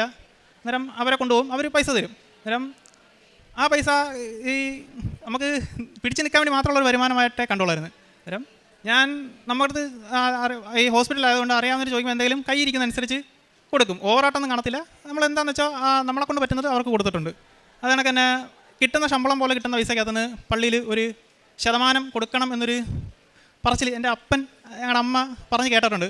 ഒരു നമ്മുടെ വരുമാനത്തിൻ്റെ ഇത്ര ശതമാനം പള്ളിക്ക് നൽകണം, അല്ലെങ്കിൽ ആ ദൈവത്തിന് കൊടുക്കണം, അതുള്ളതാണ് എന്ന് പറഞ്ഞ് ഞാനത്, പക്ഷെ ആരും കാണാമെന്ന് ഞാൻ കൊടുത്തിട്ടില്ല. ഞാൻ അല്ലാതെ തന്നെ ഈ നേർച്ചിടുമ്പോഴോ കഴിച്ചിടുമ്പോഴോ സ്വസ്ത്ര കഴിച്ച് അങ്ങനെ ആട്ടാക്കി ഞാൻ കിടത്തോളൂ. എന്ന് പറഞ്ഞാൽ എനിക്ക് പേരായിട്ട് പറഞ്ഞ് കൊടുക്കുന്ന ഒരു സ്ഥലത്തും താല്പര്യമില്ല. അതുകൊണ്ട് ഞാൻ എന്ത് കൊടുക്കുമെന്നൊന്നും ആർക്കും അറിയാതെ വരത്തില്ല, ചിലപ്പം ആരും അറിയത്തുമില്ല. പക്ഷേ അതിൻ്റെയൊക്കെ ഒരു അനുഗ്രഹം എൻ്റെ ജീവിതത്തിൽ എനിക്ക് വന്നിട്ടുണ്ട്. എനിക്ക് ഭയങ്കരമായ ദേഷ്യം പെട്ടെന്ന് വരുമായിരുന്നു. ഞാൻ കാശുരൂപം ഇട്ട് പ്രാർത്ഥിക്കാൻ പറഞ്ഞ് എൻ്റെ ദേഷ്യത്തിനെ ഒന്ന് കൺട്രോൾ ചെയ്യാൻ എനിക്ക് പറ്റണം. ഞാൻ ആരോടും ഇഷ്ടപ്പെട്ടില്ലെങ്കിൽ ദേഷ്യപ്പെട്ട് സംസാരിക്കും. ഇപ്പോഴും പൂർണ്ണമായി മാറിയെന്ന് എനിക്ക് വിശ്വാസമില്ല. എന്നാലും പഴയതിനെക്കാട്ടി എൻ്റെ ജീവിതത്തിൽ അതിനൊരു മാറ്റമുണ്ട്. അതെല്ലാം അമ്മ പ്രാർത്ഥനയും ഈ വിശ്വാസത്തിൻ്റെയും ഒരു അനുഗ്രഹമായിട്ട് ഞാൻ കാണുന്നു. ഞാൻ തുടക്കം പറഞ്ഞ പോലെ തന്നെ എൻ്റെ കഴിവ് കൊണ്ട് ഞാൻ ശ്രമിച്ചെടുത്തൊന്നും കിട്ടിയിട്ടില്ല. ഇത് എനിക്ക് കിട്ടിയത് അമ്മയുടെ അനുഗ്രഹം കൊണ്ട് തന്നെ. പറഞ്ഞാൽ എൻ്റെ കഴിവിൻ്റെ പുറത്ത് ഞാൻ 2 വർഷം ശ്രമിച്ചിട്ടും എനിക്കൊന്നും കിട്ടിയില്ല. 2 വട്ടം ലിസ്റ്റിൽ വന്ന് ജോലി കിട്ടിയില്ല. 1 വട്ടം വെച്ച് വിസ റിജക്ഷൻ, 1 വട്ടം പൈസ ഏജൻറ്റ് പറ്റിച്ച്, ഇത്രയും നഷ്ടമുണ്ട്. അവസാനമാണ് വിശ്വാസത്തിൽ ചെയ്ത ഇതിൽ എനിക്ക് എൻ്റെ ഒരു കഴിവും ഇതിനകത്ത് എനിക്ക് നടന്നിട്ടില്ല. അമ്മയുടെ അനുഗ്രഹം കൊണ്ട് തന്നെ അമ്മയ്ക്കും ഈശോയ്ക്കും ഞാൻ ഇതിന് നന്ദി പറയുന്നു. 1 പത്രോസ് 1:7 അഗ്നിശോധനയെ അതിജീവിക്കുന്ന നശ്വരമായ സ്വർണത്തേക്കാൾ വിലയേറിയതായിരിക്കും പരീക്ഷകളെ അതിജീവിക്കുന്ന നിങ്ങളുടെ വിശ്വാസം. അത് യേശുക്രിസ്തുവിൻ്റെ പ്രത്യാഗമനത്തിൽ സ്തുതിക്കും മഹത്വത്തിനും ബഹുമാനത്തിനും ഹേതുവായിരിക്കും. ജോമിൻ ജോയി എന്ന ഈ മകൻ്റെ ശക്തമായ ഉടമ്പടി ജീവിതാനുഭവ സാക്ഷ്യമാണ് നാം ഇപ്പോൾ കേട്ടത്. മകൻ പറയുന്നത് പോലെ തൻ്റെ കഴിവിലല്ല, ദൈവകൃപയിൽ മകന് വിദേശത്തേക്ക് പോകുവാനുള്ള വിസ ലഭിച്ചതിന് നന്ദി പറയുകയാണ്. മകൻ കടന്നുപോയ പരീക്ഷണങ്ങളെ, അനുഭവിച്ച കഷ്ടതകളെ ഇതിനോട് ചേർത്ത് മകൻ പറയുന്നുണ്ട്. 2 വർഷത്തോളം പലതവണ പുറത്തു പോകുവാൻ പരിശ്രമിച്ചു, ജോലിക്ക് വേണ്ടി പരിശ്രമിച്ചു, പരാജയപ്പെട്ടു, പണം നഷ്ടപ്പെട്ടു, ഒന്നും ചെയ്യാനാവാത്തത് കൊണ്ട് മറ്റുള്ളവരുടെ മുമ്പിൽ അപഹാസ്യനായി, അങ്ങനെ ക്ലേശം അനുഭവിച്ച് പോകുമ്പോൾ മകൻ പറയുന്നുണ്ട്, ഉടമ്പടി പ്രകാരം ആദ്യത്തെ ഉടമ്പടി എടുക്കുമ്പോൾ വലിയ കാര്യമൊന്നും മനസ്സിലായില്ല. സ്വാഭാവികമാണ്. നമ്മുടെ ജീവിതാവശ്യം മാത്രമായിരിക്കും നമ്മുടെ കണ്ണിലും നമ്മുടെ ഹൃദയത്തിലുമുള്ളത്. അത് നടക്കണമെന്ന് മാത്രമായിരിക്കും നാം പറഞ്ഞുകൊണ്ടിരിക്കുന്നത്. ഉടമ്പടി എന്താണെന്നോ, ഉടമ്പടി ജീവിതം എന്താണെന്നോ അവിടെ നമ്മോട് പറയുന്നത് അത്ര കണ്ട് നമ്മുടെ ഉള്ളിലേക്ക് പ്രവേശിക്കില്ല. അല്ലെങ്കിൽ ഉടമ്പടി ജീവിതം ആഗ്രഹിച്ചു വരുന്ന മക്കൾക്ക് മാത്രമാണ് ഉടമ്പടി ജീവിതം എന്തെന്ന് മനസ്സിലായി തുടങ്ങുക. ആദ്യത്തെ ക്ലാസ്സിന് ശേഷം ഉടമ്പടി ധ്യാനം ജോസഫ് അച്ഛനത് കൂടുമ്പോൾ, പഴയ ഉടമ്പടി ധ്യാനങ്ങൾ കൂടുമ്പോഴാണ് പതിയെ നമ്മൾ ഉടമ്പടി ജീവിതം മനസ്സിലാക്കി തുടങ്ങുന്നത്. സ്വാഭാവികമായും ഉടമ്പടി പുതുക്കുമ്പോൾ എന്താണ് ഉടമ്പടി എന്നും ആദ്യത്തെ ഉടമ്പടിയിലെ പോരായ്മ എന്താണെന്നും എങ്ങനെ ഉടമ്പടി നന്നായി ജീവിക്കണമെന്നും നമുക്ക് ഓർമ്മ കിട്ടും. അതാണ് മകൻ പറയുന്നത്. ഉടമ്പടി പുതുക്കിയപ്പോഴാണ് ഉടമ്പടിയെക്കുറിച്ച് എനിക്ക് മനസ്സിലായത്, ജീവിച്ചു തുടങ്ങിയത്. അതുപോലെ തന്നെ മകൻ ജീവിച്ചു തുടങ്ങുകയും ചെയ്തു. ജീവിച്ചു തുടങ്ങിയപ്പോൾ തന്നെ ലഭിച്ച അനുഗ്രഹങ്ങളെ സാക്ഷ്യപ്പെടുത്തുകയാണ്. മകൻ പറയുന്നുണ്ട്, അവിചാരിതമായുണ്ടായൊരു അപകടം വലിയ അപകടമെന്ന് കണ്ടു നിൽക്കുന്നവർ പറയുമ്പോൾ പൊറൽ പോലും ഏൽക്കാതെ, പരിക്ക് വലുതായൊന്നും ഉണ്ടാവാതെ അമ്മ മാതാവ് പൂർണ്ണമായി മകനെ സംരക്ഷിച്ചു. പല ആവർത്തി മകൻ എടുത്തു പറഞ്ഞു, ഉടമ്പടി എടുത്തന്ന് മുതൽ ഈ നിമിഷം വരെയും ഉടമ്പടി കാശുരൂപം എൻ്റെ ശരീരത്തിൽ നിന്ന് ഞാൻ മാറ്റിയിട്ടില്ല. എപ്പോഴും അത് എന്നോടൊപ്പം എൻ്റെ ഒരു സംരക്ഷണ കവചമായി സൂക്ഷിച്ചുകൊണ്ട് മാത്രമേ ഞാൻ ജീവിച്ചിട്ടുള്ളൂ. അതുകൊണ്ട് ഈ അപകടം പറ്റുമ്പോഴും എനിക്ക് അമ്മ മാതാവിൻ്റെ സംരക്ഷണ കവചമായി ഈ കാശുരൂപം കൂടെ ഉണ്ടായിരുന്നു. എല്ലാവരും വലിയ അപകടമാണെന്നും ജീവൻ തന്നെ രക്ഷപ്പെട്ടത് ഭാഗ്യമെന്നും തലയ്ക്ക് പരിക്കുണ്ടോ എന്നും ഒക്കെ ചോദിക്കുമ്പോൾ കയ്യിൽ മാത്രം ചെറിയ മുറിവുമായി മകൻ എഴുന്നേറ്റ് വന്ന് കുഴപ്പമില്ല എന്ന് പറയുന്നു. ആ സംരക്ഷണത്തിന് ഒരു കാര്യമുണ്ടെന്ന് അടുത്ത ദിവസം മകൻ മനസ്സിലാക്കുന്നു.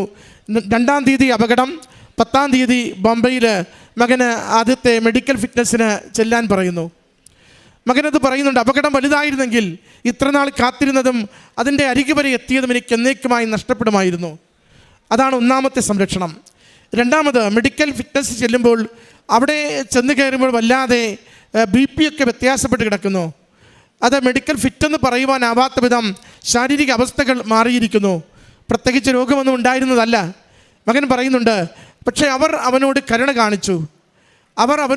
കാണിച്ചു. സന്ധ്യ വരെയും ഓരോരോ കാര്യങ്ങൾ ഇങ്ങനെ പരിശോധിച്ച് അവസാനം ഒരിക്കൽ കൂടി BP ഡീറ്റെയിൽഡ് ചെക്ക് ചെയ്തിട്ട് കുഴപ്പമില്ല, മെഡിക്കലി ഫിറ്റെന്ന് അവന് സർട്ടിഫിക്കറ്റ് കൊടുത്തു. രണ്ടാമത്തെ പരീക്ഷണം. മൂന്നാമത്തത് അടുത്ത കുറച്ച് ദിവസം കഴിയുമ്പോൾ അവിടെ സർട്ടിഫിക്കറ്റ് വെരിഫിക്കേഷനാണ്. അതിനുവേണ്ടിയും മകൻ തയ്യാറെടുത്ത് എല്ലാം കയ്യിലുണ്ട്, സുരക്ഷിതമാണ് എന്ന് കരുതി മറ്റുള്ളവരുടെ പേപ്പറുകളൊക്കെ ശരിയാണോ എന്ന് പരിശോധിച്ച് തൻ്റെ ബാഗുമായി അവിടെ മെഡിക്കൽ വെരിഫിക്കേഷന് വേണ്ടി ചെല്ലുമ്പോഴാണ് അറിയുന്നത് തൻ്റെ ഫയൽ തൻ്റെ കയ്യിലില്ല. സമയം അധികമില്ല, തന്നിരിക്കുന്ന സമയം അടുത്തെത്തി. എവിടെ പോയെന്നറിയില്ല, ആരുടെ കയ്യിലെന്നറിയില്ല. ആകെ പരിഭ്രമത്തിൻ്റെ മാത്രം നിമിഷങ്ങൾ. ഈ ആപത്സന്ധികളിൽ, ദുരിത നിമിഷങ്ങളിൽ എപ്പോഴും വിളിച്ചു പ്രാർത്ഥിക്കുവാൻ നമുക്ക് നൽകിയിരിക്കുന്നത് കൃപാസന മാതാവിനെ തന്നെയാണ്. കാരണം ദുരന്തങ്ങൾ വരുന്നു, പ്രാർത്ഥിക്കണമെന്ന സന്ദേശം കൈമാറിയിട്ടുണ്ടെങ്കിൽ ആര് ഏതു ദുരന്തത്തിൽ അകപ്പെട്ടാലും ഉറപ്പായും ശരണപ്പെട്ട് അമ്മയെ വിളിച്ച് പ്രാർത്ഥിക്കുമ്പോൾ നാം വിചാരിക്കുന്നതിനപ്പുറം സംരക്ഷണത്തോടു കൂടി നമ്മുടെ ജീവിത വിഷയങ്ങൾ ഏറ്റെടുക്കപ്പെടും. കാരണം അവൻ്റെ ജീവിതം വിശ്വസ്തമാണ്, അവൻ്റെ വിശ്വാസം കറയില്ലാത്തതാണ്. അവൻ അമ്മ മാതാവിനെ പ്രാർത്ഥിച്ചുകൊണ്ട് തന്നെയാണ് ഈ പ്രോസസ്സ് മുഴുവനും നടത്തിക്കൊണ്ടിരിക്കുന്നത്. അമ്മയെ വിളിച്ച് പ്രാർത്ഥിച്ച് തിരികെ ഓടുമ്പോൾ കൂട്ടുകാരൻ്റെ കയ്യിൽ നിന്നും ഫയൽ കിട്ടുന്നു. തിരിച്ചെത്തുമ്പോൾ വിയർത്ത് കുളിച്ച് ഒരു ഇൻ്റർവ്യൂവിന് പങ്കെടുക്കുവാനാവാത്ത വിധം തൻ്റെ അപ്പിയറൻസ് മുഴുവനും ആകെ അലങ്കോലമായിരിക്കുന്നു. മകൻ പറയുന്നുണ്ട്, എന്ത് പറയണമെന്ന് പോലും അറിയാതെ ഞാനിവിടെ നിന്നുവെന്ന്. തക്ക സമയത്ത് പറയേണ്ടതെന്തെന്ന് ദൈവത്തിൻ്റെ പരിശുദ്ധാത്മാവ് നമുക്ക് ദൈവഹിതപ്രകാരം ജീവിക്കുന്നവർക്ക് വചനം കൊണ്ട് സഹായിക്കുമെന്ന് നമ്മളെ ബോധ്യപ്പെടുത്തുന്നുണ്ട്. അതാണ് മകൻ പറയുന്നത്. മുൻപിൽ 3-4 പേരുണ്ട്, അതുകൊണ്ട് മുഖമൊക്കെ ഒന്ന് തുടച്ച് ഷൂലേസൊക്കെ ഒന്ന് കെട്ടി എൻ്റെ ഫയലൊന്ന് മറിച്ച് നോക്കി മാതാവ് കാത്തോണയെന്ന് മാത്രം പറഞ്ഞുകൊണ്ട് ഞാൻ ഇൻ്റർവ്യൂവിന് ചെന്നു. ചോദിച്ചത് സാധാരണ ചോദ്യങ്ങൾ, ഒന്നും കടുപ്പമുള്ളതോ അറിയാത്തതോ എന്തെങ്കിലും ഊഹിച്ച് പറയേണ്ടതോ ഒന്നുമില്ല. സാധാരണ ചോദ്യങ്ങൾ. പേരും നാട്ടുവിശേഷവും ചോദിച്ചിട്ട് മകനെ സെലക്റ്റഡ് എന്ന് പറഞ്ഞ് അത് അവിടുന്ന് പറഞ്ഞയക്കുന്നു. വീണ്ടും മകൻ പറയുന്നുണ്ട്, കൂടെയുള്ളവർക്ക് വിസ കിട്ടി. തിരിച്ചു കയറിയപ്പോഴും വിസ കയ്യിലേക്ക് കിട്ടുന്നില്ല. 2-3 ദിവസം കഴിയുന്നുണ്ട്. ഓരോ തവണയും ശരിക്കും ചിലരുടെ ജീവിതത്തിൽ അങ്ങനെയാണ്, നിരന്തരം ക്രൈസിസ് ആയിരിക്കും. നിരന്തരം ക്രൈസിസ്. നമ്മുടെ ജീവിക്കുന്നതൊക്കെയും വൃത്തിയായിട്ടാണ്. മകൻ പറഞ്ഞു, ഒരു കുറവില്ലാതെയാണ് ഞാൻ ഉടമ്പടി ജീവിച്ചുകൊണ്ടിരുന്നത്. ഉടമ്പടി എന്താണെന്ന് മനസ്സിലായപ്പോൾ മുതൽ ഒരു കുറവില്ലാതെ ഞാൻ ജീവിച്ചു. പക്ഷേ എനിക്ക് സഹന തീച്ചുളയിലൂടെയാണ് ജീവിതം പോയിക്കൊണ്ടിരുന്നത്. എന്നെ തന്നെ നിലവിട്ടു പോകുന്ന വിധത്തിൽ ആകുലതകളുടെ വേലിയേറ്റത്തിലാണ് എൻ്റെ ജീവിതം നിന്ന് തിളച്ചുകൊണ്ടിരുന്നത്. പക്ഷേ എന്നെ കൈവിടാതെ എൻ്റെ പൊന്നു തമ്പുരാൻ സംരക്ഷിക്കുകയും എൻ്റെ അമ്മ മാതാവ് സുരക്ഷിതമായി വിസ നൽകി വിദേശത്തേക്ക് പോകുവാനുള്ള വഴികൾ സുഗമമായി എനിക്ക് തുറക്കുകയും ചെയ്തു. ഉടമ്പടിയിലായിരിക്കുന്ന നമുക്ക് ഇടക്കാലത്ത് വരുന്ന സഹനങ്ങളിൽ പതറിപ്പോവുകയോ നിരാശപ്പെടുകയോ ചെയ്യരുത്. നമ്മുടെ വിശ്വാസത്തെ ഉരച്ചു നോക്കുകയാണ്. നിന്നെ ജോബിനെ പോലെ നിൻ്റെ വിശ്വാസം ധൈര്യമുള്ളതാണോ? അത് എല്ലാം നഷ്ടപ്പെട്ടാലും ദൈവത്തോടുള്ള വിശ്വസ്തതയിൽ അചഞ്ചലമായി നിൽക്കുന്നൊരു വിശ്വാസം നീ ഉടമ്പടി പ്രകാരം സ്വീകരിച്ചിട്ടുണ്ടോ? ഇത് പരിശോധിക്കുന്ന നിമിഷങ്ങൾ നമ്മുടെ ജീവിതത്തിൽ നിശ്ചയമായും ഉണ്ടാവും. നമ്മൾ പതറിപ്പോവാതെ പൂർണ്ണമായും ദൈവകരങ്ങളിലേക്ക് ജീവിതം കൊടുത്ത് ഏതൊരു സകലത്തീച്ചുളയിലും എൻ്റെ ദൈവം എനിക്ക് മതിയായവൻ, എൻ്റെ അമ്മയുടെ കരം പിടിച്ചിട്ടുള്ളത് കൊണ്ട് ഞാൻ ഒരിക്കലും കുഴിയിൽ വീണു പോവില്ല, ആഴ്ന്നു പോവില്ല, തിരമാല എന്നെ മൂടിക്കളയില്ല, എനിക്കുള്ള നന്മ എൻ്റെ സമയത്തിൻ്റെ പൂർണ്ണതയിൽ എൻ്റെ കരങ്ങളിലേക്ക് എൻ്റെ അമ്മ തിരുക്കുമാരിൽ നിന്ന് നേടിത്തരുമെന്ന് നമ്മൾ അടിയുറച്ച് വിശ്വസിച്ചോ അത് അനുഗ്രഹമായി അനുഭവിക്കുവാൻ പറ്റും. അതിൻ്റെ സന്തോഷം, അതിൻ്റെ സാക്ഷ്യമാണ് ഈ മകൻ ഈ എൽത്താരയിൽ പങ്കുവെച്ചത്. ഈ സഹന തീച്ചുളയുടെ യാത്രയിൽ മകനെ പരിപാലിക്കുകയും അനുഗ്രഹം നൽകി കൂടുതൽ മേൽഗതിയിലേക്ക് മകനെ നയിക്കുകയും ചെയ്തതിന് അമ്മ മാതാവിനും തിരുക്കുമാരനും നന്ദി പറഞ്ഞുകൊണ്ട് മാതാവിൻ്റെ പ്രത്യക്ഷീകരണത്തിന് സാക്ഷിയാക്കിയ ദൈവപിതാവിൻ്റെ കാരുണ്യത്തിന് നന്ദി പറയുന്നു. എൻ്റെ പേര് ക്രിസ്റ്റി ജെയിംസ്. ഞാൻ തൃശ്ശൂർ ജില്ലയിലെ ആറ്റുപുറം ഇടവകയിൽ നിന്ന് വരുന്നു. ഞാൻ ആദ്യമായി ഉടമ്പടി എടുത്തത് 21/1/2024 ആദ്യമായി ഞാൻ സാക്ഷ്യം പറയുന്നത് BEd പഠിച്ചുകൊണ്ടിരിക്കുന്ന കാലഘട്ടത്തിൽ ടീച്ചിങ് ക്വാളിഫിക്കേഷൻ എക്സാമായ സെറ്റ് എക്സാമിന് എന്നെ പാസ്സാക്കിയ ഒരു സാക്ഷ്യമാണ്. ആ സമയത്ത് ഞാൻ ഉടമ്പടിയിലല്ലായിരുന്നു, എൻ്റെ അമ്മ ആയിരുന്നു ഉടമ്പടിയിലുണ്ടായിരുന്നത്. അമ്മയുടെ ഉടമ്പടി നിബന്ധനയിലുണ്ടായിരുന്നതായിരുന്നു സെറ്റ് എക്സാമിന് പാസ്സാവാനുള്ള ഒരു നിയോഗം. സെറ്റ് എക്സാം ഞാൻ എഴുതുന്ന സമയത്ത് ഞാൻ BEdൻ്റെ ടീച്ചിങ് പ്രാക്ടീസ് കാലഘട്ടത്തിലായിരുന്നു. അതുകൊണ്ട് തന്നെ ഒട്ടും തന്നെ എനിക്ക് പ്രിപ്പയർ ചെയ്യാനായിട്ട് സമയം ലഭിച്ചിരുന്നില്ല. അതുകൊണ്ട് തന്നെ ദൈവത്തിൽ ഉറച്ച് വിശ്വസിച്ച് പ്രാർത്ഥിക്കുകയും എനിക്ക് പറ്റാവുന്ന സമയങ്ങളിൽ മാത്രം പ്രിപ്പയർ ചെയ്യുകയും മാത്രമാണ് ചെയ്തിരുന്നത്. എക്സാമിന് പോകുമ്പോൾ 100% എനിക്ക് ഉറപ്പായിരുന്നു ഞാൻ എക്സാം എഴുതാൻ പോകുന്ന സിലബസിൻ്റെ പകുതി പോലും ഞാൻ പ്രിപ്പയർ ചെയ്യാനായിട്ട് എനിക്ക് സാധിച്ചിട്ടില്ല. അപ്പോൾ അമ്മ തന്നിട്ടുള്ള ഉടമ്പടി തൈലം അമ്മയുടെ കാശ് രൂപ ഉപയോഗിച്ചിട്ടായിരുന്നു ഞാൻ എക്സാം എഴുതാനായിട്ട് പോയിരുന്നത്. ഓരോ ക്വസ്റ്റ്യൻ ചെയ്യുമ്പോഴും അമ്മ മാതാവിനോട് പ്രാർത്ഥിക്കും, ഞാനതിൽ കറുപ്പിക്കും. അങ്ങനെയായിരുന്നു എക്സാം എഴുതിയിരുന്നത്. അങ്ങനെ എക്സാം കഴിഞ്ഞതിന് ശേഷം ആൻസർ കീ വന്നിരുന്നപ്പോൾ ഞാൻ ഒരിക്കലും ആൻസർ കീ ഒത്തുനോക്കുന്ന ശീലമുള്ള ഒരാളായിരുന്നില്ല. പക്ഷേ എൻ്റെ മനസ്സിൽ പറഞ്ഞത് പ്രകാരം ഞാൻ ആൻസർ കീ ഒത്തുനോക്കിയപ്പോൾ സെക്ഷണൽ കട്ട് ഓഫുകൾ ഞാൻ ക്വാളിഫൈ ചെയ്തിട്ടുണ്ടായിരുന്നു. പക്ഷേ ടോട്ടൽ കട്ട് ഓഫ് ആയിട്ടുള്ള 48% എനിക്ക് ഉണ്ടായിരുന്നില്ല. 0.5% കുറവായിരുന്നു. അങ്ങനെ ഞാൻ അതുവരെ അമ്മ ഉടമ്പടിയിലായിരുന്നെങ്കിലും അതിൻ്റെ പ്രാർത്ഥനകളോ അതിൻ്റെ കാര്യങ്ങളൊന്നും ഞാൻ ചെയ്തിരുന്നില്ല. പക്ഷേ ഞാൻ ലൈറ്റ് ക്യാൻഡിൽ റിക്വസ്റ്റ് ഇട്ട് ഞാൻ അമ്മ മാതാവിനോട് പ്രാർത്ഥിച്ചു, അമ്മ മാതാവാണ് എനിക്കിത് തരുന്നതെങ്കിൽ എക്സാക്ട്ലി എനിക്ക് 48% മതി, അതിൽ കൂടുതലോ കുറവോ എനിക്ക് തരേണ്ടാന്ന്. റിസൾട്ട് വന്നപ്പോൾ എനിക്ക് എക്സാക്ട്ലി 48% ആയിരുന്നു. ഇതിലൂടെ എൻ്റെ കഴിവല്ല, ദൈവത്തിൻ്റെ കൃപയാണ് എന്നെ നടത്തിയിരുന്നതെന്നുള്ള ഉറച്ച ബോധ്യം എനിക്ക് ലഭിച്ചു. രണ്ടാമതായിട്ട് ഞാൻ 2024 ജനുവരി 21 ഞാനിവിടെ വന്ന് ഉടമ്പടി എടുക്കുമ്പോൾ ഞാൻ 6ാമത്തെ നിയോഗത്തിലായിട്ട് എഴുതിയിരുന്നത്, ഉടമ്പടിയുടെ ക്ലാസ് കേട്ടപ്പോഴും ഇതിനെക്കുറിച്ച് അറിഞ്ഞപ്പോഴും എനിക്ക് ഉത്തമ ബോധ്യമായിരുന്നു ഇത് ദൈവം നമുക്ക് തന്നിട്ടുള്ള ഒരു ദൈവത്തിലേക്ക് എത്താനുള്ള ഒരു ദൈവത്തിൻ്റെ കയ്യൊപ്പോട് കൂടിയിട്ടുള്ള ഒരു പ്രാർത്ഥനയാണ്. അപ്പോൾ അതുകൊണ്ട് തന്നെ ഇതിലത്തെ നിബന്ധനകളെല്ലാം എൻ്റെ കഴിവാൽ എനിക്ക് ഒരിക്കലും നടത്താൻ സാധിക്കില്ല, 100% ഉറപ്പായിരുന്നു. പ്രത്യേകിച്ച് കാരുണ്യ പ്രവൃത്തികളും പ്രേക്ഷിത പ്രവർത്തനങ്ങളും ഒരു ക്രിസ്ത്യാനി എന്ന നിലയിൽ ഞാൻ ചെയ്തിരുന്ന കാര്യങ്ങളായിരുന്നില്ല. അപ്പോൾ അതുകൊണ്ട് തന്നെ ഈ കാര്യങ്ങളെല്ലാം ദൈവം സഹായിച്ചാൽ മാത്രമേ നടക്കൂ എന്നുള്ള ഉത്തമ ബോധ്യം എനിക്കുണ്ടായിരുന്നു. അതിൻ്റെ ഭാഗമായിട്ട് ഞാൻ ഉടമ്പടി എടുത്ത് ഞാൻ അന്ന് സ്കൂളിൽ വർക്ക് ചെയ്യുന്നുണ്ടായിരുന്നു, ലീവ് വാക്കൻസിയിലായിട്ടായിരുന്നു. അങ്ങനെ വെള്ളിയാഴ്ച ആയപ്പോൾ ഉടമ്പടി എടുത്തിട്ടുണ്ടായിരുന്ന എൻ്റെ ഒരു കസിൻ ഇങ്ങനെ വിളിച്ച്, നമുക്ക് നാളെ ഇങ്ങനെ ഒരു സ്ഥലത്തേക്ക് പോയാലോ, അങ്ങനെ ഓട്ടിസം ബാധിക്കുന്ന വ്യക്തികളെ പാർപ്പിക്കുന്ന ഒരു സ്ഥലം ഉണ്ടായിരുന്നു. അങ്ങനെ ആ ഒരു സ്ഥലം ഞങ്ങൾ ആദ്യമായിട്ട് പോവുകയും പിന്നീട് ഞങ്ങൾ തുടർന്ന് എല്ലാ ആഴ്ചകളിലും അവിടെ കാരുണ്യ പ്രവൃത്തികൾക്കായിട്ട് പോകാനും സാധിച്ചു. ഇതിൽ നിന്നും എനിക്ക് മനസ്സിലായി, ദൈവത്തിന് നമ്മൾ ചെയ്യാൻ ഉദ്ദേശിക്കുന്ന കാര്യം നമ്മളെക്കാൾ കൂടുതൽ നന്നായിട്ട് ദൈവത്തിന് ആഗ്രഹമുണ്ട്. നമ്മൾ അതിനൊരു മനസ്സ് കാണിച്ചാൽ മാത്രം മതി, ദൈവം നമ്മളതിൻ്റെ പൂർണ്ണതയിൽ എത്തിക്കുമെന്ന് എനിക്ക് ഉറപ്പായി. ഇങ്ങനെ ഞങ്ങൾ സന്തോഷത്തോടെ ഈ കാരുണ്യപ്രവൃത്തികൾ ചെയ്തുകൊണ്ട് പോകുമ്പോൾ തന്നെ ആ സ്ഥലത്തേക്ക് വീട്ടിൽ നിന്ന് കുറച്ചധികം ദൂരം ഉണ്ടായിരുന്നു. ഞാൻ ഒരു ദിവസം 2 വീലറിൽ പോകുന്ന സമയത്ത് ആ സ്ഥലം വരെ ഞങ്ങൾ എത്തി. കൃത്യം ആ ചെയ്യുന്ന സ്ഥലത്തിൻ്റെ സ്പോട്ട് എത്തിയപ്പോൾ ലെഫ്റ്റിൽ നിന്ന് ഞാൻ റൈറ്റിലേക്ക് ഇൻഡിക്കേറ്റർ ഇടാതെ 2 വീലർ ഞാൻ ടേൺ ചെയ്തു. അങ്ങനെ പുറകിൽ നിന്ന് വരുന്ന ഒരു ബൈക്ക്, അവന് ബ്രേക്കും ഉണ്ടായിരുന്നില്ല, ഞങ്ങൾ ആക്സിഡൻ്റായി. അങ്ങനെ ഞങ്ങൾ തെറിച്ച് വീണെങ്കിലും കാര്യമായ പരിക്കുകളൊന്നും തന്നെ ഉണ്ടായിരുന്നില്ല. അപ്പോൾ ഇതിനുശേഷം വീട്ടുകാർക്കാണെന്നുണ്ടെങ്കിലും ഇതറിഞ്ഞപ്പോഴും ഭയങ്കര പേടിയായി. പിന്നെ എൻ്റെ അശ്രദ്ധ തന്നെയായിരുന്നു. പക്ഷേ ഇതിനുശേഷം ഞാൻ ആലോചിച്ചു, എന്തുകൊണ്ടായിരിക്കും ദൈവം ഇത്തൊരു പ്രതിസന്ധി ഉണ്ടായത് എന്ന് ഞാൻ ആലോചിച്ചു. പക്ഷെ അതിൻ്റെ തൊട്ടപ്പുറത്ത് തന്നെ എനിക്ക് അതിൻ്റെ ഉത്തരം തരാനായിട്ട് സാധിച്ചു. ഇതിലൂടെ ഞങ്ങളുടെ കസിൻസിനാണെങ്കിലും ഉടമ്പടി എടുത്തിട്ടുള്ള ആൾക്കാരും പിന്നീട് ഉടമ്പടി എടുത്തിരുന്ന ആൾക്കാരും ഇങ്ങനെ ഒരു സ്ഥലത്തെക്കുറിച്ച് അറിയുകയും അവരെല്ലാവരും പിന്നീട് അവിടേക്ക് എത്തിച്ചേരാനുള്ള ഒരു മാർഗം ദൈവം കാണിക്കുകയാണ് ചെയ്തത്. ഇത്രയും ജീവിത പ്രതിസന്ധികളുടെ ഇടയിലും അത് നന്മയാക്കി മാറ്റാനായിട്ട് ദൈവത്തിന് സാധിച്ചു. ദൈവം അതിനൊരു വഴിയൊരുക്കി തന്നു. കാരുണ്യ പ്രവൃത്തികളായിട്ട് ഞാൻ ചെയ്യാറുള്ളത് ഈ ഓട്ടിസം ബാധിച്ചിട്ടുള്ള വ്യക്തികളുടെ അവിടെ സഹായിക്കാനായിട്ട് പോകും. അതുപോലെ തന്നെ വൃദ്ധസദനത്തിൽ സഹായിക്കാനായിട്ട് പോകാറുണ്ട്.